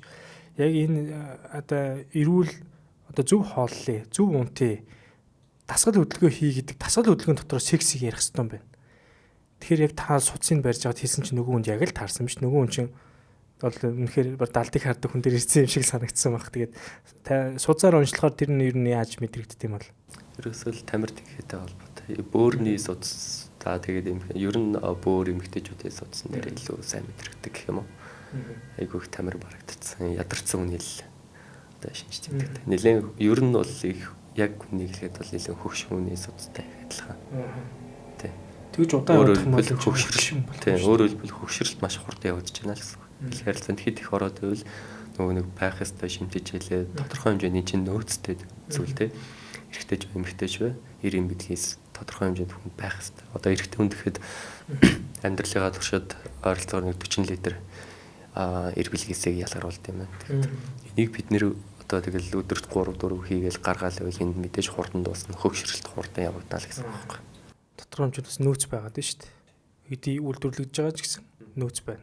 Тэгэхээр хамаагүй ингээл хамаагүй гаргаад байх юм бол тэр дараа нь одоо үр хөврөл буюу тэг хүүхдтэй болоход ч гэсэн бас яг тамир тэнхийгээ зөв авч яваад хүүхдтэй болоход яг зөв бэлтгэх юм бол энэ хүүхдэд ч гэсэн гарч иж байгаа төрж байгаа хүүхд ч гэсэн эрүүл сарвал байх, сэргэлэн цов байх, ямар нэгэн өвчин тусахгүй байх энэ бас нөлөөлж байна уу? Нөлөөлнө, шууд нөлөөлнө. Ерөөсөө тамир муутай ялангуяа тэр одоо юу гэдэг бөөрийн тамиртай холбож үздэг энэ юу гэдэг жирэмслэх үед бөөрийн тамир хэрэг байна те үйл ажиллагаа хэр сайн явагдаж байна, тамирдаг хэр сайн байна. Энээс хамаарат тухайн хүний ер нь одоо хүүхдийнх нь одоо ямар хүн болох, ямар одоо төрлийн одоо хийшэр бадан тавгаа те гэх мэтлэнгээр тухайн хүүхдийн хөгжлөл бий болждаг. Тухайн хүн одоо жирэмсэн үедээ ямар юм идэж ууж ийн гэдэг юм уу те сэтгэл санаа ямар байна, өдөр тутмын амьдралын хэм маяг ямар байгаас хамаарат хүүхэд яг тиймэрхүү төрлийн хүн болж хувирдаг. Тэгэхээр ерөөсөө хүүхэд төлөвлөж л байгаа бол та бий болох одоо маш сайн бэлдэн гэхээр яг нөгөө л юу гэдэг ерөнхийд нь одоо эдийн засаг талаасаа ч юм уу те байр орон суцаа бэлдээл энэ гүйхгүй. Энэ дотор одоо үнэхээр эрүүл хүүхэд төрөх хэмжээний тамир тэнхээ байна уу те тэрэн дээрээ илүү анхаарах нь чухал. Дэлхий дээр нийт 10.5 сая метр куб ундны зориулалтын ус бий. Хэдий юмч үүний ердөө нэгээс бага хувийг уухад тохиромжтой эрдэсчсэн гүний ус эзэлдэг. Монгол орны тайга Хангай нурууны гүний ус нь олон зуун жилийн хурдгандас чулуулгийн давхаргаар дамжин эрдэсчиж өөрийн өвөрмөц зөөлөн амтыг бий болгодог. Байгаль ихийн хөвлөд бүрдсэн эрдэсийн тэнцвэр тусыг байгалаар нь танд зориулан савлав. Тайгын совд дотоод тэнцвэрийн их хүндрэг. Нэвтрүүлэг дээр тайгын совд гэдэг их гоё ус хамтарч ажиллаж байгаа. За хоёулаа улирлыг хэлээд өчлөө. За ерөнхийдөө өдөр рүү ойлгочих шиг боллоо. Манайхан одоо яг өвөл буюу маш их сексих улирал дөгч байгаа юм биш үү. Тэгэхээр би мохотоо сайн бэлдээрээ манайхан. За тэгээд цаг гэж байдаг юм болоо. Нэг Facebook дээр нэг хөгжилтэй пост авчихсан л та. За хөгжилтөөлөх тэр секс хийх хамгийн одоо гол цаг гэдэг юм явж байгаа. Тэр нь болохоор яг ажил тарах цагтаа давхцчлаа. Манайхан яах вэ? Одоо эхнэрээ би дуудах хэвээр болоо эсвэл энэ тавираа зохицуулах хэвээр болоо гэд нэг хүн яг тоглоом болгоод постлцсан байсан л та. Тэгэхээр яг уламж танах ухаан дээр яг секс хийхэд илүү тохиромжтой нөгөө нэг хийшар бадганы цагуудаар бас ахаад дурдах бах. Тэгэхээр яг энэ дээр нь тохиромжтой цаг яг таны харж байгаагаар аль нь гэж бодож байна. Ер нь хөвчлэн бадганы цагаар. Тэр нь хэдээс хэдэн цаг вэ? 7:40-оос 11:40 өглөө оройн. Өглөө тэр цагуудад хийж болох нь орой тэр цагуудад хийх юм бол эрүүл мэндэд нь бас харьцангуй сөргөө нөлөөлөх нь бага байна гэсэн үг. Тий, сөргөөр нөлөөлөх нь бага. Ягаад тэгэхээр заах өглөөнд дээр бодоод үзэл та өглөө бие махбод мэдээж одоо нэг Европын талаас нь кортизол даавар их ялгарсан те бие махбод стрессийн даавар их ялгарсан. Тий. Тэнгүүд тэрийг одоо хурдан давж одоо хурдан сэргийх нэг арга болж болно. За үнэхээр ирүүл одоо залуу хүн байвал те өглөөд ээж бол альсвал оройдоо одоо тэрнээс хэтрүүлэхгүйгээр хит ихсэхгүйгээр өөрөөр хэлбэл нэг хийн цагуудаар одоо хий гүйсгэх зүйл одоо хийгээд байвал энэ хий өвчин үүснэ л гэсэн үг байхгүй. Тэгэхээр хийн цаг өнгөрснөөс хойш буюу 7:40-оос орой унтахаас өмнө одоо бэлгийн харилцаанд орно гэдэг бол одоо энгийн байж болох хамгийн зөв цаг байгаа. Эсвэргээрээ 11:40 өнгөрлөө те орой ер нь 12 дөхүүлээд хийх юм бол нөгөө нэг шарын цагаар чинь бие махбод чинь сэргэгчдэг. Тэгэхээр тий нойр гүйдэлд орох бас нэг шалтгаан болоод байна. Тэгэхээр ерөнхийдөө л бадганы цагаар бэлгийн харилцаанд орох нь хамгийн зөв цаг байна. Зүйтэй. Ерөөсөө энийг л хэлээд өгөх нь одоо яг үзэж байгаа хүмүүс бол за яг тэр цагийн үедэд илүү хөр би хийх ёстой байна гэдэг чинь өөрөө эргээд маш олон зүйл танд бол хэрэгтэй байх нэ. Секси гэдэг харал тасралтгүй хийгээд байх юм биш юм байна. Зөв хэмнэлтэд яаж хийх ёстойг Европ анхаа яг өнөөдөр судлаад мэн гэж тавьсан юм алга. Энийг уламжлалын ухааны талаар уламжлалын ухааны хувьсаа хамгийн эхэлж үүссэн анхаа учраас их олон жил судалж мэдээд энэ зүйлүүд бол гарсан байна. Өнөөдөр эмч бол зөв өөрийнхөө бодлыг ярьж байгаа биш. Тодорхой хэмжээний судалгаа, шинжилгээтэй энэ зүйлүүд дээр бол ярьж байгаа учраас надад бол их гоё бууж байна. Нэрээ яг тэгс том биш үү гэдэг мэдээллийг бол авж байна. Тэгээд нэг нойргүйдэл дээр бас яг судлаад хахад бас юу байдаг те. Орой нэг 2-оор унтахаас өмнө штэ. 2-оос нэг 6 цагийн өмнө ямар нэгэн идэвхтэй дасгал хөдөлгөөн секс ч одоо их идэвхтэй дасгал хөдөлгөөнд ороод штэ. Тэгэхээр нэг багадаа нэг 2 цаг за ихтэй нэг 6 цагийн өмнө идэвхтэй дасгал хөдөлгөөн хийгээд унтах юм бол ялангуяа жоохон эмзэг, жоохон мэдрэг хүмүүс бол их амархан нойр хөдөлт орох гэдэг юм зүйл одоо ном сурах хүчгээр бол байлээ. Тэгвэл яг бид нэр яг таны сайн хэлсэн хугацаанд унтахаасаа бас энэ цагаа бас харж агаад уг нь бас бэлгийн ажиллаа хийвэл угаасаа бэлгийн ажил хийсний дараа шууд эргээл унтахаа тодорхой хэмжээний хар дарчих гадж юм нэг жоохон тавгүй бич байдаг юм зүйл бас хүмүүст байдаг л да. Тэгээ бид нар адилхан залуу хүмүүс юм чинь өөрсөн дээр бас мэдэрч байгаа зүйлийг бол хэлэхэд нэг тийм байдаг. Тэгэхээр та энийг юу гэж бодож байна? Ер нь дөнгөж секси чи шууд унтах хэвээр юу эсвэл наан жоохон бие махбодоо суллаа тавьшраад унтах нь илүү үр дүнтэй болов. Ер нь яг тодорхой хэмжээд цайтай байсан тэр. Гэхдээ ихэвчлэн нэг амьдрал дээр бол нэг хүмүүс хичээл унжих гадаг те тэгдэг штгээд гэсэн комментүүд ч айгүйх байдаг. Тэгэхээр тэр бол яг л түрүүний хэлж байгаа ерөөсөө бие махбодоо хүчээр унтуулж байгаа нэг хэлбэр.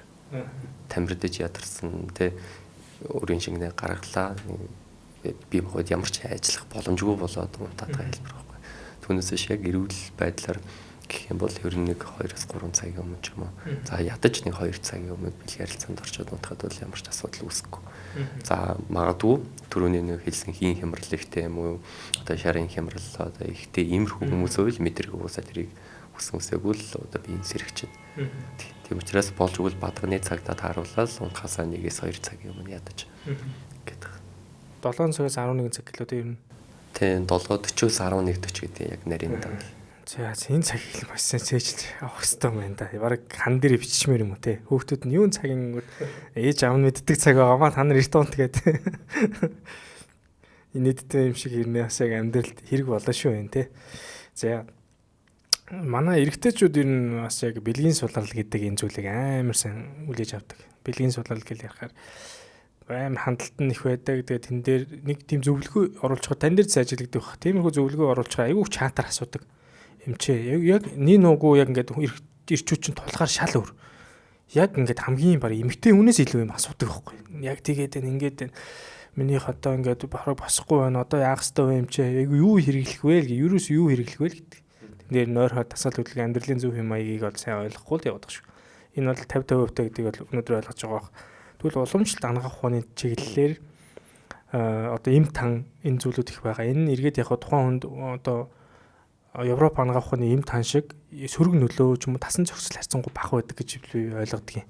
Дийлэнх нь урмлын гаралтай ямар нэгэн химийн орц найрлага нэг ороогүй органикаараа илүү байгаа учраас тэгвэл яг уламжлалт ангаах ухааны тал дээр энэ бэлгийн үйл ажиллагаа хийхэд одоо аль болохны одоо дур тавих хугацаа жоохон багасгадаг ч гэдэг юм уу одоо нэгснэ чалхлын да тий энийг илүүхээр сайжруулах ийм эм тан ер нь байдгүй энэ дээр та зарим хүмүүстэр ч юм уу тухайн өвчин одоо эмгэг жамаас нь хамаараа зөвлөдөг ч юм уу танаас асуудаг юм тохиолдол ер нь хэр байдаг вэ? Бага зөндөө уламжлалт ангууд ер нь уламжлалт дангаа аваханд ер нь энэ хүчжүүлэг гэж ярьдаг байхгүй. Бүр энийг тусгаалan авч үзсэн одоо нэг салбар гэх юм одоо энэ талж байгаа. Тэгэхээр энэ дээр бол уламжлалтын одоо чалах сайжруулах юмнууд бол зөндөө байдаг. За гэхдээ энэ бас л нөгөө нэг нийтэд одоо ерөнхийдөө бүх хүнд адилхан зөвлөдөж болохгүй байхгүй.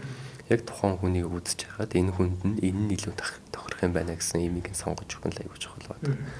Тэгэхээр яг хуу эмийн тал дээр бол тийм байна. Та ерөөсөө гадна одоо юу гэдэг нь гэрийн нөхцөлд хийж болох зүйл гэх юм бол ерөөсөө тодорхой хэмжээнд дасгал хөдөлгөөн хий тий зүрх судасны үйл ажиллагаа за тэгээд хөлийн ууландаа их массаж сайн хийж явах хэрэгтэй. Энд бол маш чухал одоо бөөрийн дөрөв булчирхайн цэгүүд айгүй их байдаг гэх мэтлэнгээр. Тэгээд хоол хүнсэндээ аль болох уургалаг зүйлтэй шимтгийл өндөртэй тиймэрхүү зүйлсийг хэрэгжилж байгаа цадтлаа идэх гэдэг маань өөрөө түрүүний хэлсэн бодисын салцааг унахчдаг. Одоо бодисын салцааг муу явуулдаг учраас ер нь цадсан мэдрэмжийг авахгүй хоолны шингээлтийг сайн байлгах нь өөрөө энэ чалгыг сайжруулахад маш чухал үүрэгтэй байдаг. Тэгэхээр яг эмэн дээр бол энэ тэргээд шууд зөвлөнө гэдэг бол боломжгүй. Яг тухайн хүнээ үдчихэж байгаад өөртөө таарсан тохирсон юм тангал зөвлөдөг. Тэгэхээр яг таны хэлж байгаа бол яг зөв байхгүй. Одоо тэр юм энэ тангаа хэлжүүл нөгөөх нь гүйжж бол хүмүүс нь хоослол авчна. Яг тухайн хүнийг ямар байгааг нь та үзэж шинжилээд ингээд зөвхөн тэр хүн таарсан имчилгээг нь хэлж өгнө шүү дээ. Тэгэхээр энэ талын одоо чалах сайжруулагч гэдэг юм уу бэлгийн үйл ажиллагаан дээр асуудалтай байгаа хүмүүс бол бас уламжлалт талаас эмчтэр ер нь зөвхөн эмчтэр ч гэлтгүй уламжлалт талын одоо судалж мэдсэн хүмүүс төр очиход бол энэ талын зөвлөгөө мэдээллийг бол өгчих юм байна. Бас нэг олон юм хайж байгаа юм хүмүүс гаргалгаа байвал бас нэг эмчнэр дээр очиод одоо эмчтэр ч юм уу эргэж холбогдож очиод бас үзүүлэх боломж байна. За тэгвэл нойр сайжруулах тал дээр манайхан ч бас ахаал нэг юм эрэл хайгуул хаалт. Нойр гүдлийн талаар бол би өмнө нэг дугаар хийсэн. Одоо сахаад гоё дугаар хийж байгаа. Тэн дээр ч гэсэн хоёлаа маш гоё одоо ярилцаж бас хий гэж ярьсан байгаа. Тэгвэл нойр дээр сайжруулах, нойрыг илүү сайн хүрэхэд туслах уламжлалт талын эдийн ундаа эм тан бас байна уу? Энэ тал дээр та бас хэлж өгөөч. Бага. Эм тангууд нь бас л ер нь тэгэл хэд хэдэн төрөл байдаг. Тэрийг бас л нөгөө хүнд тохируулж л өгч зөвлөнө. За ер нь яг илүү нийтэд одоо мэддэг гадуур зарагддаг гэх юм бол сүгмэл гурав гэдэг там байдаг. Тэрийг бол нойрондоо айгүй хэрэгжилж явах бас зүгээр. Хэрвээ тэгээд тэр нь тохирохгүй байх юм бол дахиад яг эмчид үзүүлж байгаад өөртөө таарсныгаа аваад авах хэрэгтэй. Тийм байна. За тэгээд өдөр тутмын хоол хүнсэн дээр гэх юм бол ер нь яг л нөгөө түрүүний хийнээс болоод нөө шараас болоод нөө гэдгээсээ өөр гэсэн үг. За хийнээс болж байгаа тохиолдолд бол хөвчлэн хоньны махыг их зөвлөдөг. Хоньны мах сайн тий. Дотор 500 одоо дотор гидсийг сайн, ясны шүл сайн уу гэх мэтлийн иймэрхүү хоол хүнсийг зөвлөж байгаа. За шараас болж байгаа тохиолдолд бол үхрийн махыг их зөвлөдөг. Яг л шарч өөрөө халуун чанартай болохоор үхэр маань өөрөө сэрүүн чадaltaй.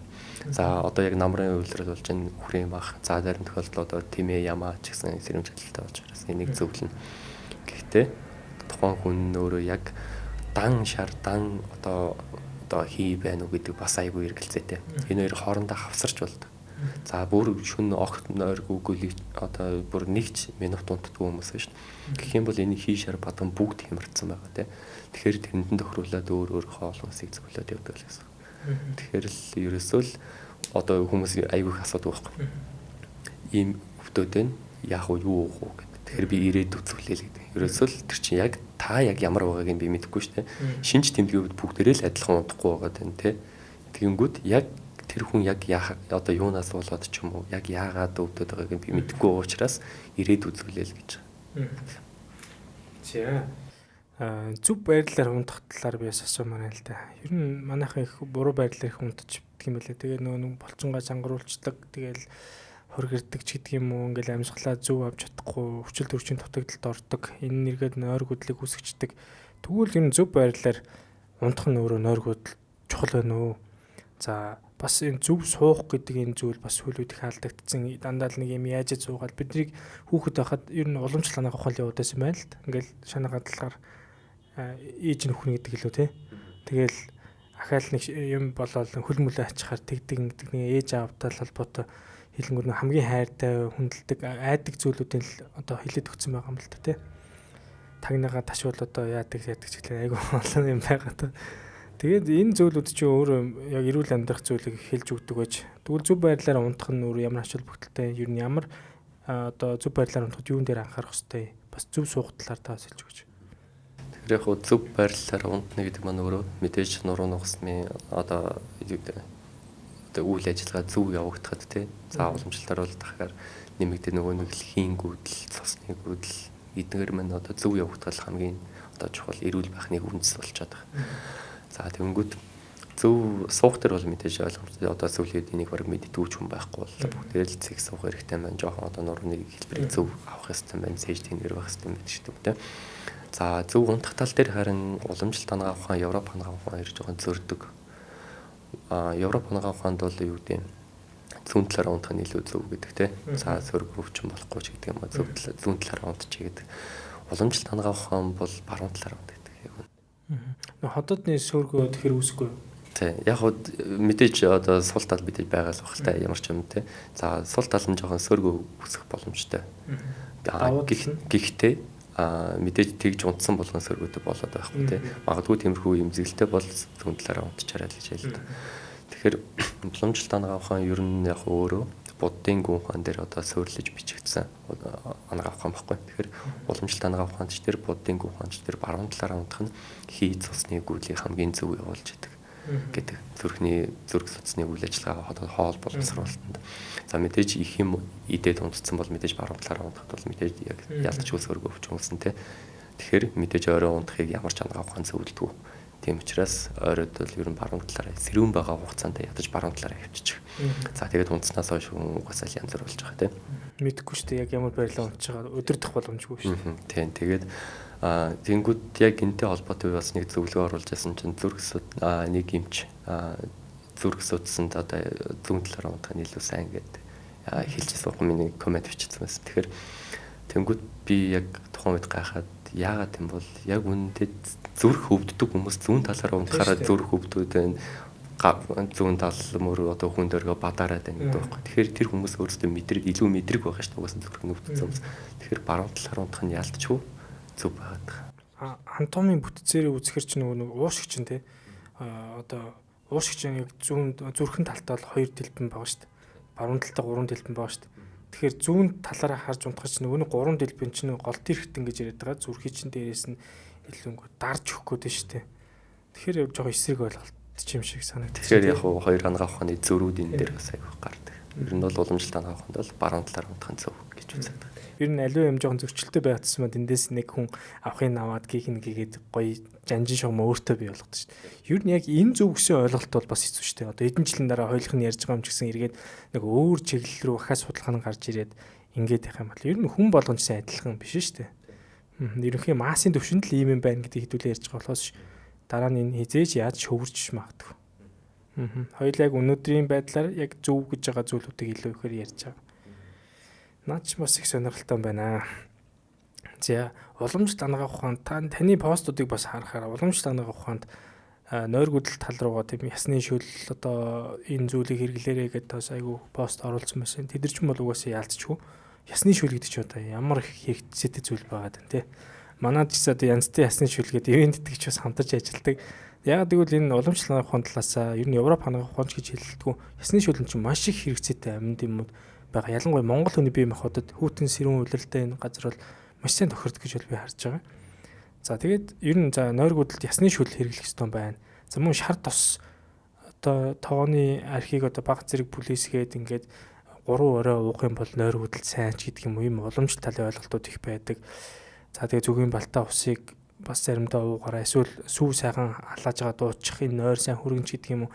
Энэ зүйлүүд үнэхээр ач холбогдолтой юм бол та нойргүдэл тал руугаа хүн наазахын амьдралдаа хэрэгжилчихээр юм одоо хоол хүндийн таас хийж өдөр тутамдаа ч юм уу байж болохоор. Ач холбогдолтой. Гэхдээ нөгөө хийний сүдэлтэй нойргүдэлт. Тэр сайн ярьсан юмнууд бол бүгд хийний сүдэлтэй нойргүдэл бол маш сайн нөлөөлнө. Харин шараас болсон бол энэ дэр бүр халуун дээр халууныг нэмээд өгт. Тэгэхээр шараас болсон үед бол аль болох нэг дасгал хөдөлгөөн хийсэн ч гэсэн одоо усан байсан ч гэдэг юм уу, усан аква фитнес ч гэдэг юм те сэрүүн төрлийн одоо дасгал хөдөлгөөнийг зөвлөдөг. Эдийн ундаан дээр нь ч гэсэн ерөөсөө дандаа сэрвэн чадaltaй юмнуудыг зөвлөдөг байхгүй. Тэгэхээр одоо жишээл одоо шөнө одоо 11:40-оос 3:40 хооронд их сэрээд байдаг тий их халуудаа сэрждэг ч юм уу магадгүй их хөрвөлслүүдтэй тий тэрнээсээ болоод сэрээд байдаг иймэрхүү төрлийн хүмүүс бол жоохон ойроод тараг мараг ч юм уу за хүүтэн шүршүрт ордог ч юм уу за тэгээд хоолундын дээрээ дандаа одоо тэмээ ямаа за үхрийн махнуудыг голчилж идэг за тэгээд мөн одоо жимс ногоонуудыг жоохон төлхөө эргэлж ивэл бас зүгээр байдаг. Энэ шарын цагт илүү нойргүүдэд байгаа хүмүүсийн эдийн ундаа. За түрүүнийх нь болохоор яг нэг ясны шилэн доор за шар тосоор одоо бие тосолтой гарын алга хөлөө бол толгой чих мэхэ тослоод за хүмүүн чингээгээ чихээ бүгэл идэргээд байгаа. Эднэр бол дандаа хийний сүдэлтэй нойргүүдэлтэй гэж байгаа. цагны эдээс идэд бол ер нь яг орой унтахсаа 30 минутын өмнө ч юм уу одоо ийм массаж засааж иймэрхүү юмудаа хийчихэд болно. хийн цаг чинь хэдээс хэдэн цаг зэрэг тал. 3:40-оос 7:40. Яг шарын цагийг дуусаад тий. Тэгээд хийн цагаа дуусаад бадганы цаг нь эхлээд тэгэл нэг. Бадганы цагаар чинь илүүхээр нозоороод өдрийн цагаар явдаг шүү дээ. За бадганы цагийн үеэр их нойргүүдэл одоо ингээд ийм нозоороод байгаа. Яг энэ бадганы цаг гэдгийг таахад хэлээд өгч. Тэгээд энэ үед илүү иймэрхүү эдийн ундаа бас туслах одоо боломжтой гэдгийг хэлээд өгчүүл яахгүй зэгцтэй болох юм. Бадганы цагаар ер нь хүн одоо хотод хоол боловсруулалт маань өөрөө түрүү хэлсэнтэй бадган гэдэг маань өөрөө бие махбодыг удаашруулж, тайвшруулж идэг зүйл хотод эзний хамгийн одоо юу гэдэг муу ажилдаг буюу баг амралтын байдалтай байдаг үе байхгүй. Тэгэхээр энэ цагт аль болох юм мэдээд хэрэггүй. Идэх юм бол аюул хурдан таргалт үүснэ. Ис шингэх буюу хотод хоол боловсруулалт маш муу. Түрүүний бодисын сэлцээ энд удаашрал үүсгэх нэг одоо цаг нь болчиход байгаа. Тэгэхээр энэ үеэр аль болох юм мэдэхгүй. Тэгэхээр өглөөний цайгаа ч гэсэн 7:40-оос өмнө ууж явах хэрэгтэй болчиход байгаа бид нар. За тэгэхээр хэрвээ одоо юу гэдэг заавал одоо өглөөний цайг нэг 9-10 гэж уух одоо цаг яалтчгүй боллоо гэхэд тэр үеэрээ жоохон бадганы дарахтай зүгийн болтой буцалсан бүлээн ус удаг ч юм уу. За альсвал одоо юу гэдэг нэг жоохон илчлэг өндөртэй маш хурдан шингэдэг тиймэрхүү зүйлсүүдийг хөнгөн одоо салаад малаад ч юм уу тийм альсвал одоо жоохон удаан дарсан тиймэрхүү шар тостой 10 гурал мөрөл ч юм иймэрхүү жоохон илчлэг өндөртэй боловч хурдан шингэждэг хоолнуудыг идэх. Баг хэмжээгээр маш бага хэмжээ. Одоо 10 гурал мөрөл одоо бүхэл үржин өглөөс идэх нь айгүй зөв гэж боддог шүү дээ. Тэр бол байж болох юм шүү. Obvious тэрийг бол ер нь идэж болно. Гэхдээ маш бага хэмжээгээр. Бадганы цаг чинь 7:40-оос 11:40. Энэ цагуудад нэг секс хийх нь бас илүү тохиромжтой болчиход байгаа шүү дээ. Зөв зөв. Тэгэхээр хоол ундан дээр болохоор харин энэ үед аль болох битгий юм мэдэрээ гэдэг. Нүр цусаар хитэх баялаг зүйлийг энэ үед эргэлэх юм бол амархан таргалах юм байна. Тий, амархан таргална. Дөрөвний бодисын солилцооны бүгд удаашрна. Ерөөсөө хотод хоол боловсруулалт гэдэг бол ерөөсөө хүний бие махбодыг эрүүлэх хамгийн гол чухал амин чухал зүйл байна. Тэгэхээр хоолн дээр бас энэ үед их анхаарч явах хэрэгтэй. Оройны 7:40-оос 11:40. Оройны яг энэ цаг, өглөөний энэ цагуудад оройн хоолоо идэх, өглөөний цайгаа уух хоёр таарчаад байна шүү дээ. Тэгэхээр энэ үеүүдэд яг энэ цагуудаас арай өмнөхөн байвал хийн цагтаа юм уу, шарын цагтаа илүү идэж уувал бас харьцангуй таргалах нь бага юм байна тий. Шарын цагаар бол өнөө хэлсэнтэй бие махбод яг илч үүсэж байгаа. Өөрөөр хэлбэл 11:40-оос 3:40 хооронд бол хотод хоол боловсруулалт хамгийн сайн байдаг үе байхгүй. Тэгэхээр тэр үед бол яг нэг өдрийн хүнд хоолнуудаа махан хоолнуудаа идэж байхад бол ямар ч асуудал байхгүй. Харин оройны хоолыг бол 7:40-оос хоошоо бадганы цаг болчих гэдэг учраас тэрнээс өмнө буюу хийн цагаар хөнгөн одоо энэ үед бол яг нэг хоол боловсруулалтны хитрхи сайн ч биш муу ч биш яг дунд үе байхгүй. Тийм болохоор энэ үед бол хөнгөн хоол жоохон шүлтэй устай хоол оройны хоолыг бол аль болох шүлтэй устай хоолыг гэдэг 7:40-оос өмнө идчихээ л. Эрүүл мэндийг дэмжиж ажиллагч газар шим компани Артишок эрүүл мэндийн ундаа хамтран ажиллаж байна. За энэ Артишокийн хувьд бол за чихрийн шиж өвчлөлийн үед бол хүний цусндах сахар хэмжээ ихсдэг. За түүнийг бууруулах, за мөн урьдчилан сэргийлэх, за мөн одоо хорлогууд байж энэ хүн арх уух, за тамхи татах, за химийн болон одоо хоолны бусад одоо хорлогуудын үед бол тайлгдыг аж тустай. За мөн хоол боловсруулах, хоолны шингэлтэнд илүү ихээр сайнаар нөлөөлж идэг. За мөн одоо бүр шээс дамжуулах замын болон за илгэний бусад энэ олон төрлийн үйл ажиллагааг дэмжиж байдгаар илүү давуу талтай байдаг. За энэ артишокийг хүн одоо ууж эхлэх үед яадаг вэ гэхээр тухайн хүний ядаргаа тайлагдах, за мөн одоо тайвшрах, за мөн одоо тэр нойргуудл багасах, ирч хүч одоо ажлын одоо илүүхээр ирч хүчтэй болох зэрэг олон ач тус байж идэг. За хүн бол өдөрт нэг шил буюу 250 мл-ийн артишокийг бол уух боломжтой. За хордлогын хэмжээнээс хамаарат нэмэгдүүлэх боломжтой байдаг. 100% байгалийн гаралтай аяг таваг угаагч хөөс доктор Уна өөх тосыг хоромхон зурд цадалж сав суулгыг гялалзуулна. 3 дахин химнэлттэй мөн олон төрлийн нэм бактерийн эсрэг үйлчилгээтэй учраас хүүхдийн угаж, жимс, хүнсний ногоо зэргийг угаахад тохиромжтой. Өнгө үнэр оруулагчгүй байгаль дээлтэй доктор Уна аяг угаагч хөөсийг хэрэглэж гэр бүлээ болон их дэлхийг хайрлаарай.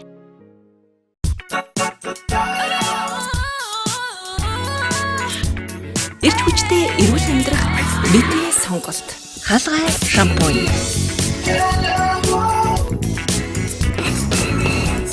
Дөрвөн төрлийн хаалгай шампунийг үснийхээ онцлог тохируулан бид хэрэглэдэг. Эрүүлэр үсээ хайрлая. Наадах чи ямар гоё ойлголт вэ? Энэ зүйлийг яг амьдралдаа хөвшүүлэхэд уламжлалын айгүй гоё зэгцлээ заагаад өгсөн юм байна. Түүнээс одоо яг хоол зүйч ч юм уу, яг энэ ингээл доторын янга ухааны эмчнэр ч юм ингээд хэлэхээр яг хүн болгон одоо эмч болгон дээр очихоор өөр юм ярина. Хоол зүйч дээр очихоор бас өөр юм ярина. Уламжлалт дээр бол ямар ч хүн дээр өссөн тань шиг л яг энэ зэгцтэй мэдээллийг эмх зэгцтэй өгөн. Тэгэхээр ангах ухаан өөрөө айгүй гоё зэгц дараалтаа болгоод өгсөн юм байна. Энийг би ч гэсэн амьдралдаа маш гоё хэрэгжүүлэхэд их гоё тохиромжтой бөгөөд их гоё ойлгомжтой таас хэлж өглөө. За их олон зүйлийг өнөөдөр амьдралын хэм маягтаа оруулахаар та бол сонсож байгаа хаа. За удирлаас хамаарат идэж уух зүйлд анхаарах тийм зүйл гэж байгаа бах. Энэ дээр яг хоёулаасаа нөгөө нойргуудалтад илүү яриад байна л да. Харьцангуй яг эрүүл хүмүүс төр хоёулаа хэлж өгөл д. Удирлаас хамаарат намар ер нь илүүхээр одоо шинэ ногоо гарсан ба штэ. Шинэ ногоо илүүхээр идэх ёстой ч юм уу. За өвөл одоо өөх төстой зүйл хавар яг яах ёстой 100 одоо цагаан эдэг идэх ёстой ч гэдэг юм уу. Нэг ийм ойлголтууд нэг ийм өнгөцгөө яваад байгаа. Та энийг яг уламжлалт талаас энэний хүнсээ илүүхээр ингэж хэрэглүүл хотод гэзэнд эн чинь яагаад гэвэл энэ үед нь илүүхээр хүнд хэрэгцээтэй байгаад байгаамаа гэдгийг нь бас нэг хэлээд өгөөч. Тэгвэл хүмүүст бас ойлголт нь айгүй гоё батчих. За тэгэхээр ерөөсөө л нэг үйлрэлтэйгээ дахиад бодисын солилцоогоо л бодно гэсэн хамгийн түрүүнд. Одоо тэгвэл яг намар болж जैन те намрын үйлрэл бодисын солилцоо дунд байна. Хит сайн ч биш муу ч биш те. Тэгээд дээрэс нь өөрөө үйлрэлийн мөн чанар нь өөрөө их халуун мөн чанартай. За тэгэхээр халуун ногоотой хоолнуудыг хориглоно. За давслаг хоолнуудыг хориглоно. За тэгээд их өөх тостой хоолнуудыг тийм гэх мэтлийн одоо иймэрхүү хоолнуудыг намрын идэх нь өөрөө бие махбодод өвчин үүсгэж. Тэгэхээр аль болох юу идэх вэ гэхээр одоо өөх тос багтай. За жоохон сэрүүн чадлын үхэр ямаа тэмээ тэ иймэрхүү хоолнуудыг махнуудыг сонгож хэрэглэнэ. Тэгээд одоо яг нэг улирлаас одоо хамаарат яг улиралт ер нь тухайн улиралт юу ямар хүнс одоо байгалыг биднэрт өгж гин тэрийг идэх нь хамгийн зөв байгаад. Тэгэхээр одоо бол яг намар ногоонуудаа маш сайн иддэг улирал. За тэгээд нэг жимснүүдээ тийм байгалнуудаа чацарган одоо юу гэдэг иймэрхүү одоо байгалаас одоо дэлгэрч байгаа энэ жимснүүдийг ч гэсэн идэх нь өөрөө бие махбодод хамгийн сайн. Тэгэхээр аль болох өөх тостой юмнуудыг багасгах. За тэгээд давслаг юмнуудыг одоо ялангуяа нэг солонгос хоол моолнууд бол энэ үед бол хамгийн одоо аюул тохиромжгүй болж байгаа. За тэгээд өвөл боллоо. Өвөл бол нэг бодисэл хамгийн сайн явагддаг үг гэсэн шүү дээ. Энэ үед бол одоо яг жинхэнэ нэг адууны махаа гэдэг юм махнуудаа сайн идэж одоо бие махбод одоо юу гэдэг бие махбодоо төлжүүлж явах тийм тамирын хэрэг хураахгүй байхгүй. Тэгэхээр хүний бие ер нь яг өвлийн үйлрэлт бүх шимтгийл юу авдаг. Одоо мал бол уг нь бол одоо малнууд бол өвөл нь одоо намар нь хураасан лунжинга намар нь хураасан юугаа одоо шимтгийл өвөл нь одоо бараад хавраас буцаад хоолнд ордог шиг бид нар бол эсрэгээр байхгүй. Өвөл нь харин ч одоо юмаа идэж одоо илчлэг одоо өөртөө хэрэгтэй зүйлүүдэд хурааж тамирын хэрэг сэргийж идэг. Тэгэхээр өвлийн үйлрэлт бол хүнд хоолнуудаа идэхэд бол ямар ч асуудалгүй. Тэрэн дээр бол одоо болж өгөхдөө жоохон бүлийн чанарын хоолнуудыг идэх хэрэгтэй. Яг бол үйлрэлттэйгээ хамаарат адууны мах, хоньны мах тий. За тэгээд нөгөө нэг ясны шүлнүүдээ сайн удаг ч юм уу. Тарай будаагаа идэх явж болно. За хавар болохоор яг нөгөө бадган босдог, бадган гэдэг зүйл яг ихсдэг тийм. Энэ үед хийдвэл тараалах юм шүү баг. Тэгэхээр бадган угаасаа нэг хавар болохоор би ноцороо хүндрэл юу ч хийгээгүй жил нэг ядраад тийм. Тэгэхээр энэ үед бол аль болох хөнгөн гэхдээ юу гэдэг нь жоохон шимтэж ил сайтай хоол уснаад хэрэгжилж явах хэрэгтэй. Тэгэхээр энэ дээр нь бол ерөөсөө хоньны мах аягүй хамгийн сайн зохицдог. За зарим тохиолдолд жоохон дахианы шүлмөлж юм уу тий. За загсны мах гэдэг бол хэрэгжилж болно. Гэхдээ загсны мах гингүүд нэг даршилсан ногоонууд тий даршилсан тунаа мунаа байх юм бол тийм юмнууд өөрөө бадганы бүрэх үүсгэж идэг. Зүгээр загсны шүлийгээ дуучдаг ч юм уу. Шингэц хурдантай гэхдээ илчлэг өндөртэй юм хөөснөдөг.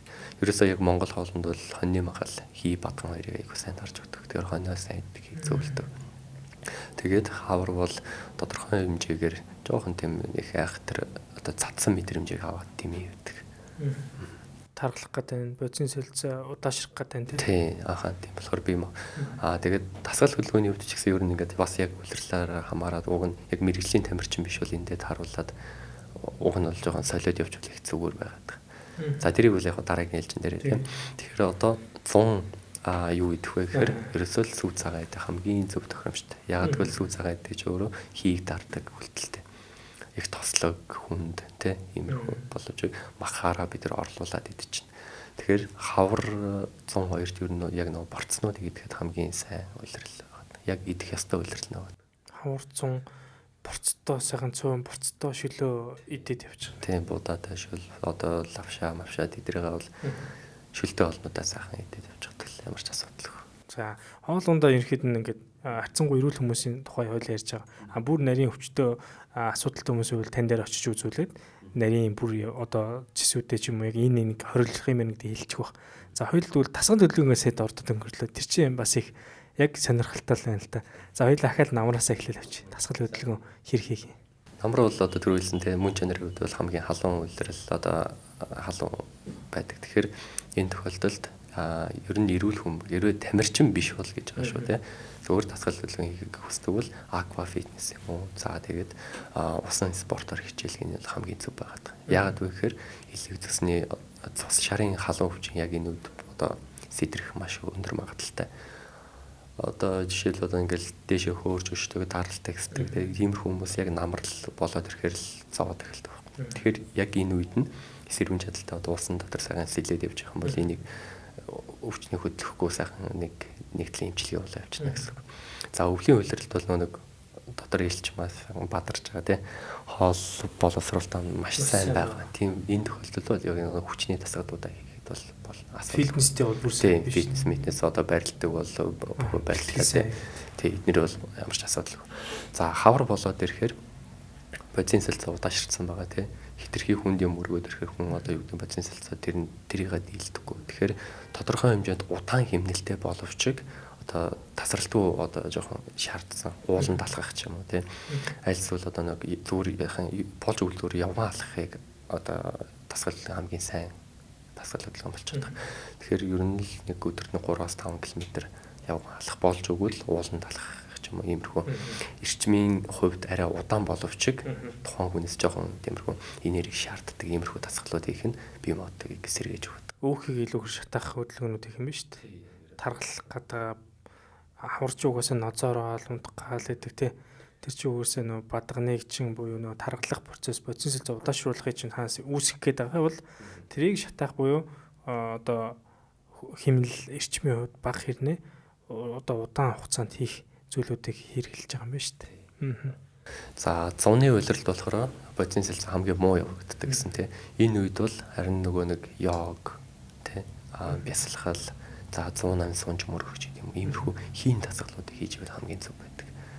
Яг тэр нөгөө хийн хямралууд сунж өөрөө хийн улирал واخхой. Тэгэхээр хий хямрах үйлүүдийг хийгээд ахаар өвчин үүсэж. Тэгэхээр яг эсрэгээр хийн гүйдлийг тэгш гэж яадаг зөөлөн алгуурхан биеднийх ачаал өгдгүү. Ачаал өгч юм бол нөгөө бодис солилцоо мөвчрс ядрах гэдэг шүү.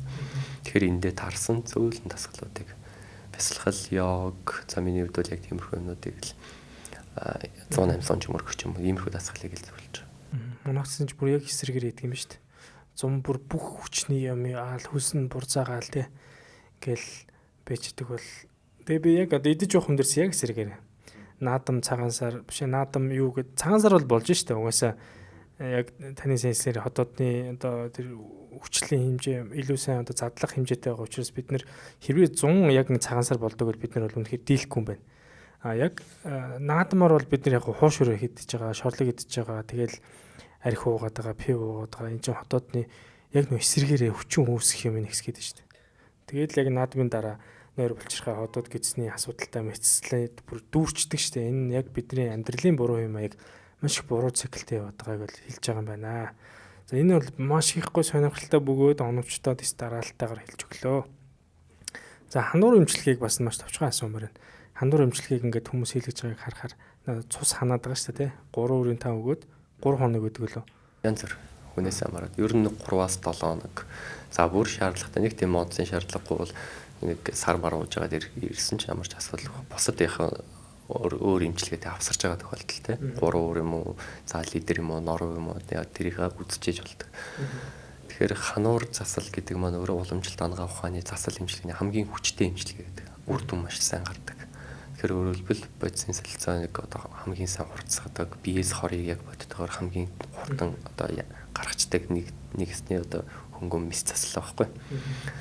Тэгэхээр ер нь ихэнх тохиолдолд ямар үед хийдэг вэ гэхээр цус шарын халуун өвчнөд. Яг одоо намар хийдэг үйлрэл нь одоо эмнэлгүүдээр зөндөөл хийгдэж байна энэ бол. Тэгэхээр ерөөсөө цус шарын одоо дотор их халуулдаг, дээшээ хөөрч өшдөг ч юм уу, илэгний өрөвсөлтэй, цөсөх өтгөн ч юм уу иймэрхүү асуудалтай бол магадгүй нүрэн дээр нэг батг гардаг ч юм уу, илэг одоо нүдэн нэг шарлаад. Гэх мэтчлэн иймэрхүү шинж тэмдэглэлч ивэл хануур эмчилгээ хэлэхээр л. Хануур эмчилгээг л одоо хамгийн наацхан ингэднэр ойлгоход бид нар хуйн үсээд ардталд нэг баган юу тавьж хагаад 3 үрийн тан одоо зөв миний ойлгосноор л нэг ойрын жишээн дээр л 3 үрийн тан 3 хоног хүн тэр хүн уугаад тэгээд хурж ирээд ардталд нь юм жижиг одоо юм скапл буюу хутгаартай нэг зүслэг хийгээд бомб тавиад тэгээд цус нь ингээд амар хөтгөн хар цуснууд ингээд гараад ирсэн. Тэрийг ингээд авчиж байгаа. Тэр бол самнуур байна. Самнуур, шивүүр, за тэгээд хануур гэж 3 байдаг. Яг олон одоо ланцет юм уу нэг бас зүгээр олон дахин шивж байгаа нь болохоор шивүүр гэдэг. За яг тиймэрхүү хутгаар нэг ганц хоёр хатах нь бол самнуур гэж байгаа. За яг судснаас авах нь болохоор хануур байхгүй. Миний яг сайн асуудаг чинь бол судснаас нь. Тийм хануур нь. Ер нь яг аль аль нь бүгдээр л цус шарын халуун өвчнөд хийгдэж байгаа. Ер нь нөхөд бол механизм нь адилхан хийгдэж байгаа арга техникүүд нь тухайн бие махбодын одоо болчин өөх одоо тэр байрлалаасаа хамаарат өөрчлөгдөж байгаа юм байна шүү дээ. Гэхдээ үр дүнгийн хувьд яг хөө жоохон хурдан гардаг нэг үл яг хөөж байгаа хүнд бол шивэр самнуур нь илүү хурдан нөлөөлдөг. Их цус хурдан гарна гэсэн үг тийм. Тий, яг тухайн одоо булчингаас нь шууд авчиж байгаа цусны эргэлтийг сайжруулад авчиж байгаа учраас тэр урдан үр дүн гардаг. Гэхдээ яг нэг хануур ч юм болохоор ганцхан одоо нэг бие бүхэл одоо биеэр явж байгаа туснаас одоо нэг газараас нь хатгаад авчиж байгаа шүү дээ. Энэ бол үр дүнгийн хувьд бол илүү сайн гардаг.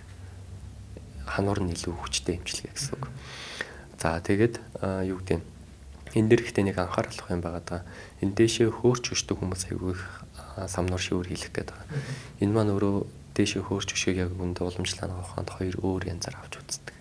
Нэг нь хийний сүдэлтэй хөөрөлт байна, нөгөөх нь одоо цуснаас сүдэлтэй хөөрөлт байна гэдэг.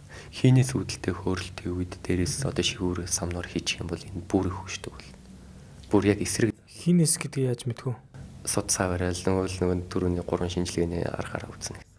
Энд дээр буруу онцлох тийм зүйл байх боломжтой бол ер нь эмч. Яг мэрэгжлийн эмч бол ихгүй хаа.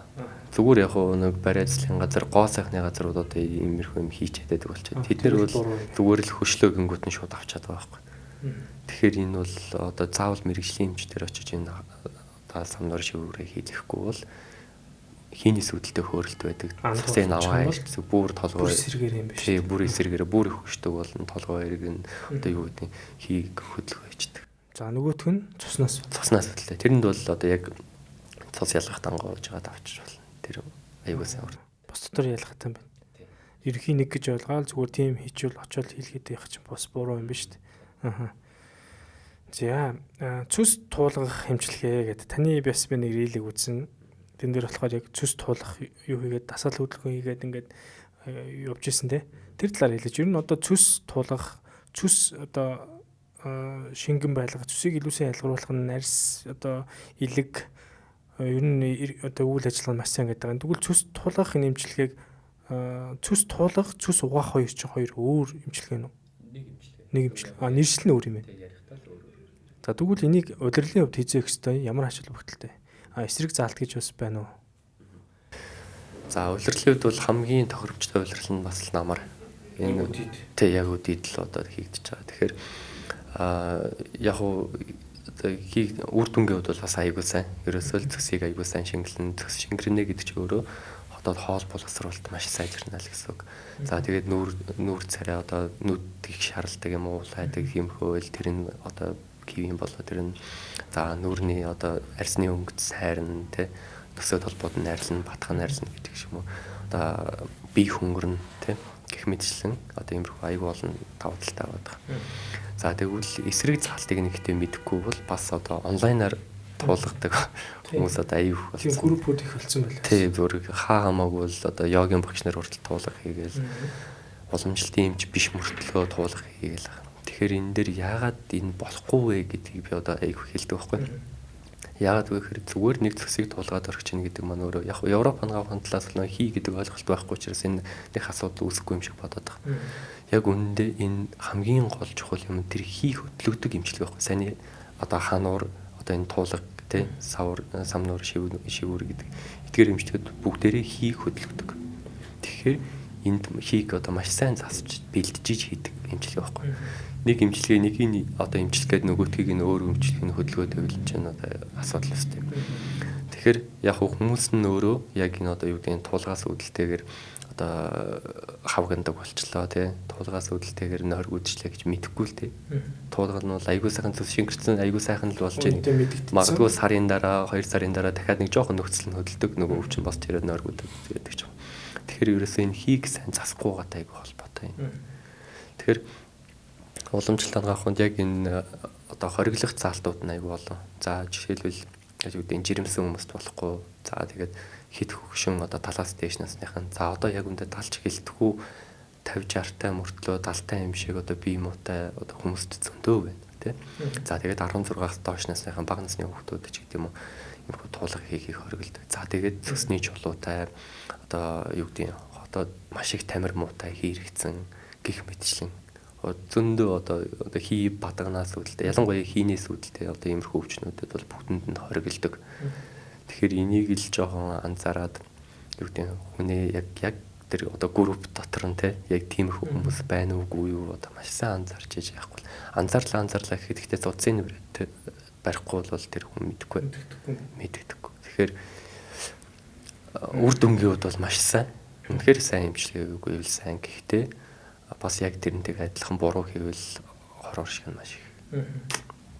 Энийг л ер нь маш сайн ойлгох гол зорилго бол энэ подкаст явж байгаа шүү дээ. Нарийн мэргэжлийн цус туулгах, цус угаах гэдэг чинь бүр маркетингийн хэллэг болчихлоо шүү дээ. Цус угаан, цус туулна гэдэг сая таны хэлдэг маш олон группүүд байна. Тэр энийг уламжлалтын эмч үзэж шинжиж онцлоод яг тэр цус туулгах, цус угаах эмчилгээг зөвлөж яг тэрнийх нь дараалалаар энэ эмчилгээг одоо эмнэлэг дээр хийх үү эсвэл гэртээ хийж болно те заавал эмнэлэг дээр. Заавал эмнэлэг дээр. Тэгэхгүй хяналтанд хийх юм. Тийм эмчийн хяналтанд хийдэг эмчилгээ байхгүй. Тэгэхгүй бол одоо юу гэдэг бэлдэж байгаа л өгөө явуулж өгөө хүн маань одоо эмнэлгийн нөхцөл бэлдээд тахтал хямардаг хүмүүс байдаг байхгүй. Өчнөө 2 3 хоног эмчилгээ хийгээл хий дарах тийм. Тэнгүүд одоо юу гэдэг буруудаа доошоо туулгаж гарах гэсэн мэт дээшээ бөөлждөг ч юм уу тий. Тэнгүүтээ дотор муухаараа толгой эргээд нэг улуухан алдаад өмнөх тохиолдож байдаг. Тэгээд ивчнэр бүр хянаад ийм байгаад хахад гэрийн нөхцөлд ингээд тэгж угаагаад байвал аюултай байхгүй. Тэгэхээр заавал эмчийн хяналтанд хэрвээ дотор муухаарах юм янз бүр одоо хямрал өгөх юм бол тэрийг тэр дор эмчнэр эмчилгээгээд буцаад хийх юм болгоод ингээд засч явдаг. Сайн үр дүнгийн маш гоё гэж хараад өөртөө тохирохгүй заалтынхны үед буруу хийх юм бол энэ бас эргээ сөргөн нөлөөлөх нэ. Тэгэхээр эмч уламжлалтын эмчийн хяналтанд ор энэ хийгдэх эмчилгээ юм биш үү? Энэ жилд одоо хийлээ гэж нэг удаа л их үэсвэл курс мөрсөөр хийд юм болов? Ер нь яг жилдээ нэг удаа. Гэхдээ шаардлагатай бол хавар бас заримдаа хийж байгаа. Тэгэхээр тий ер нь уламжлалтанд авахд цосны өтгөрлөлийг ч гэсэн нэг талтаа бол цус шарын халуунаас үүдэлтэйгэр буюу цус одоо хит их ихсэнтэйгэр магадгүй одоо Европ анагаах ухааны талаас ирвэл цусны улаан хэсэг хийхсээд ч гэдэг юм уу те. За цус дээр гэвэл одоо цус одоо илгнээс хит их ялгараад энгийн үеийнхээс хит их ялгараад байгааг хэлж байгаа байхгүй. Нөгөөд нь болохоор бадгантай холбоотойгоор цусны одоо тромбоцит те зурагтай чанар ихсээд байгаа. Айлсвал цус маань хит одоо зунгааралцсан одоо шингэн биш те. Хэдий тийм их одоо ялгархгүй байгаа боловч зунгааралцсан одоо тиймэрхүү байгаад гэх юм бол бас бадганаас холбоотой цусны өтгөл байгаа. Тэгэхээр аль алинд нь хануур туулах одоо хийж болно. Гэхдээ тэрийг эмч үзэж хагаад тохирох тангийн нөгөө тохирох эмчилгээг нь хийж бэлтэж байгаа тэгээд. Тэгэхээр хавар бол аль алиг нь хийж болдог.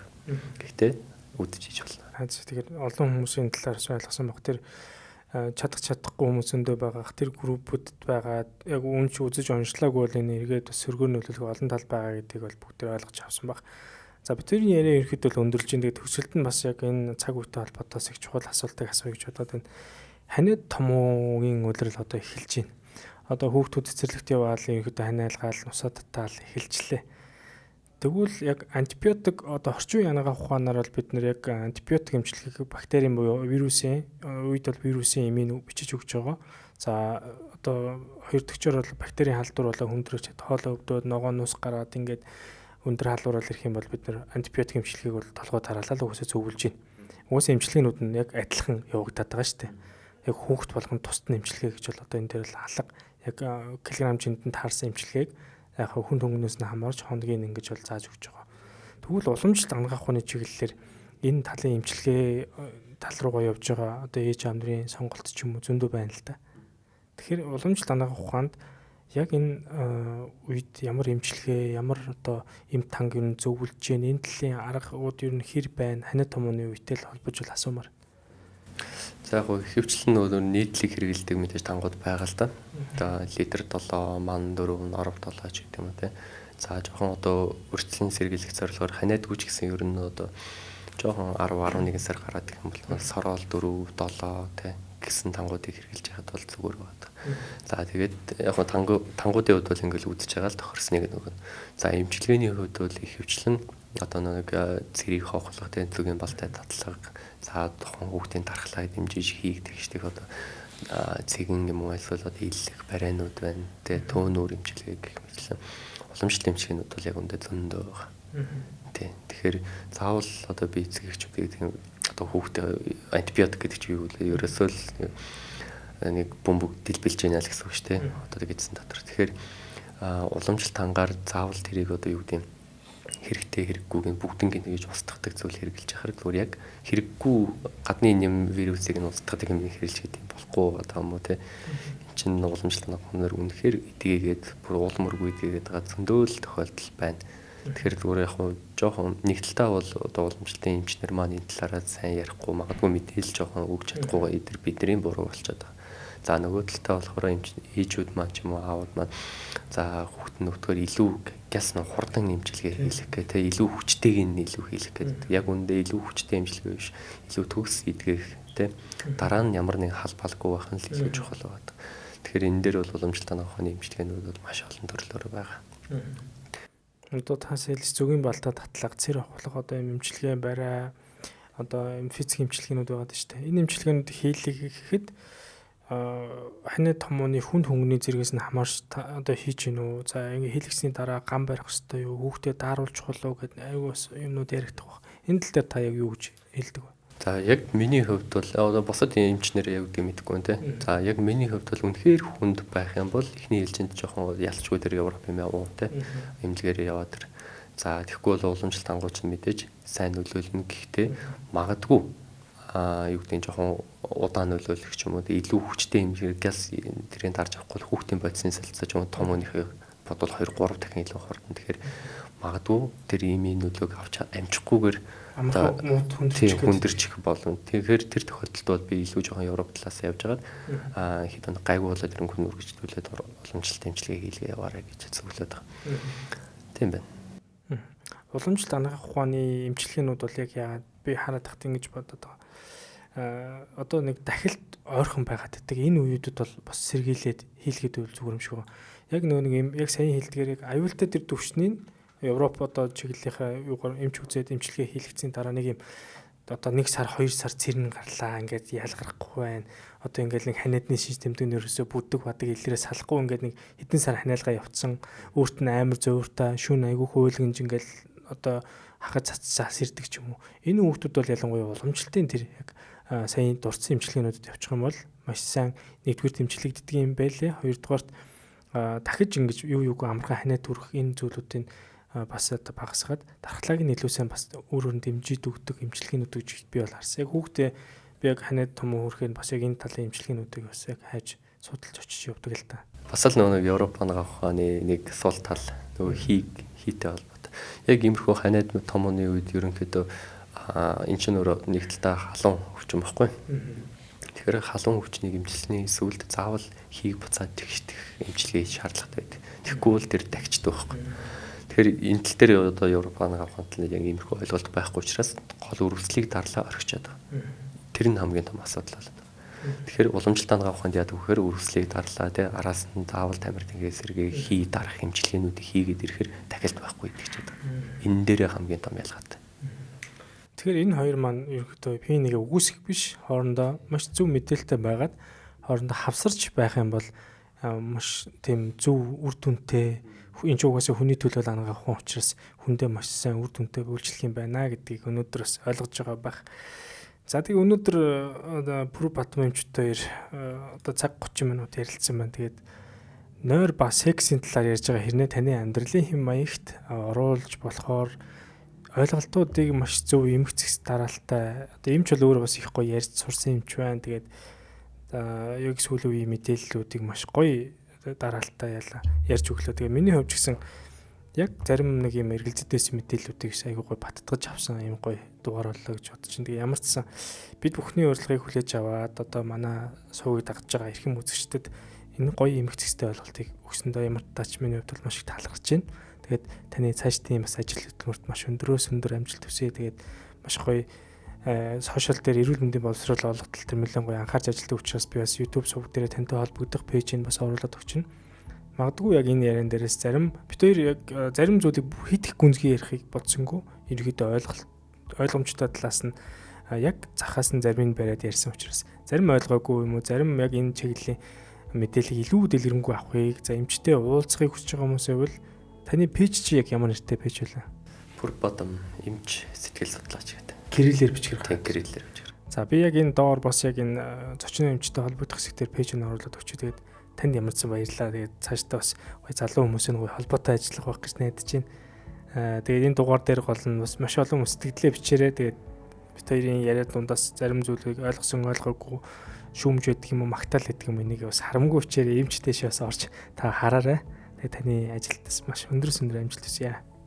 За баярлалаа. Тэгээд подкасттаа уурж оролцуулсанд баярлалаа. Тэгээд ер нь бол зүгээр уламжлалт ангаа ухаан гэдэг бол ер нь яг уламжлалт ангаа ухаан жилтгүй эрүүл байна гэдэг бол өөрөө тэнцвэрт байдлыг хэлээд байгаа.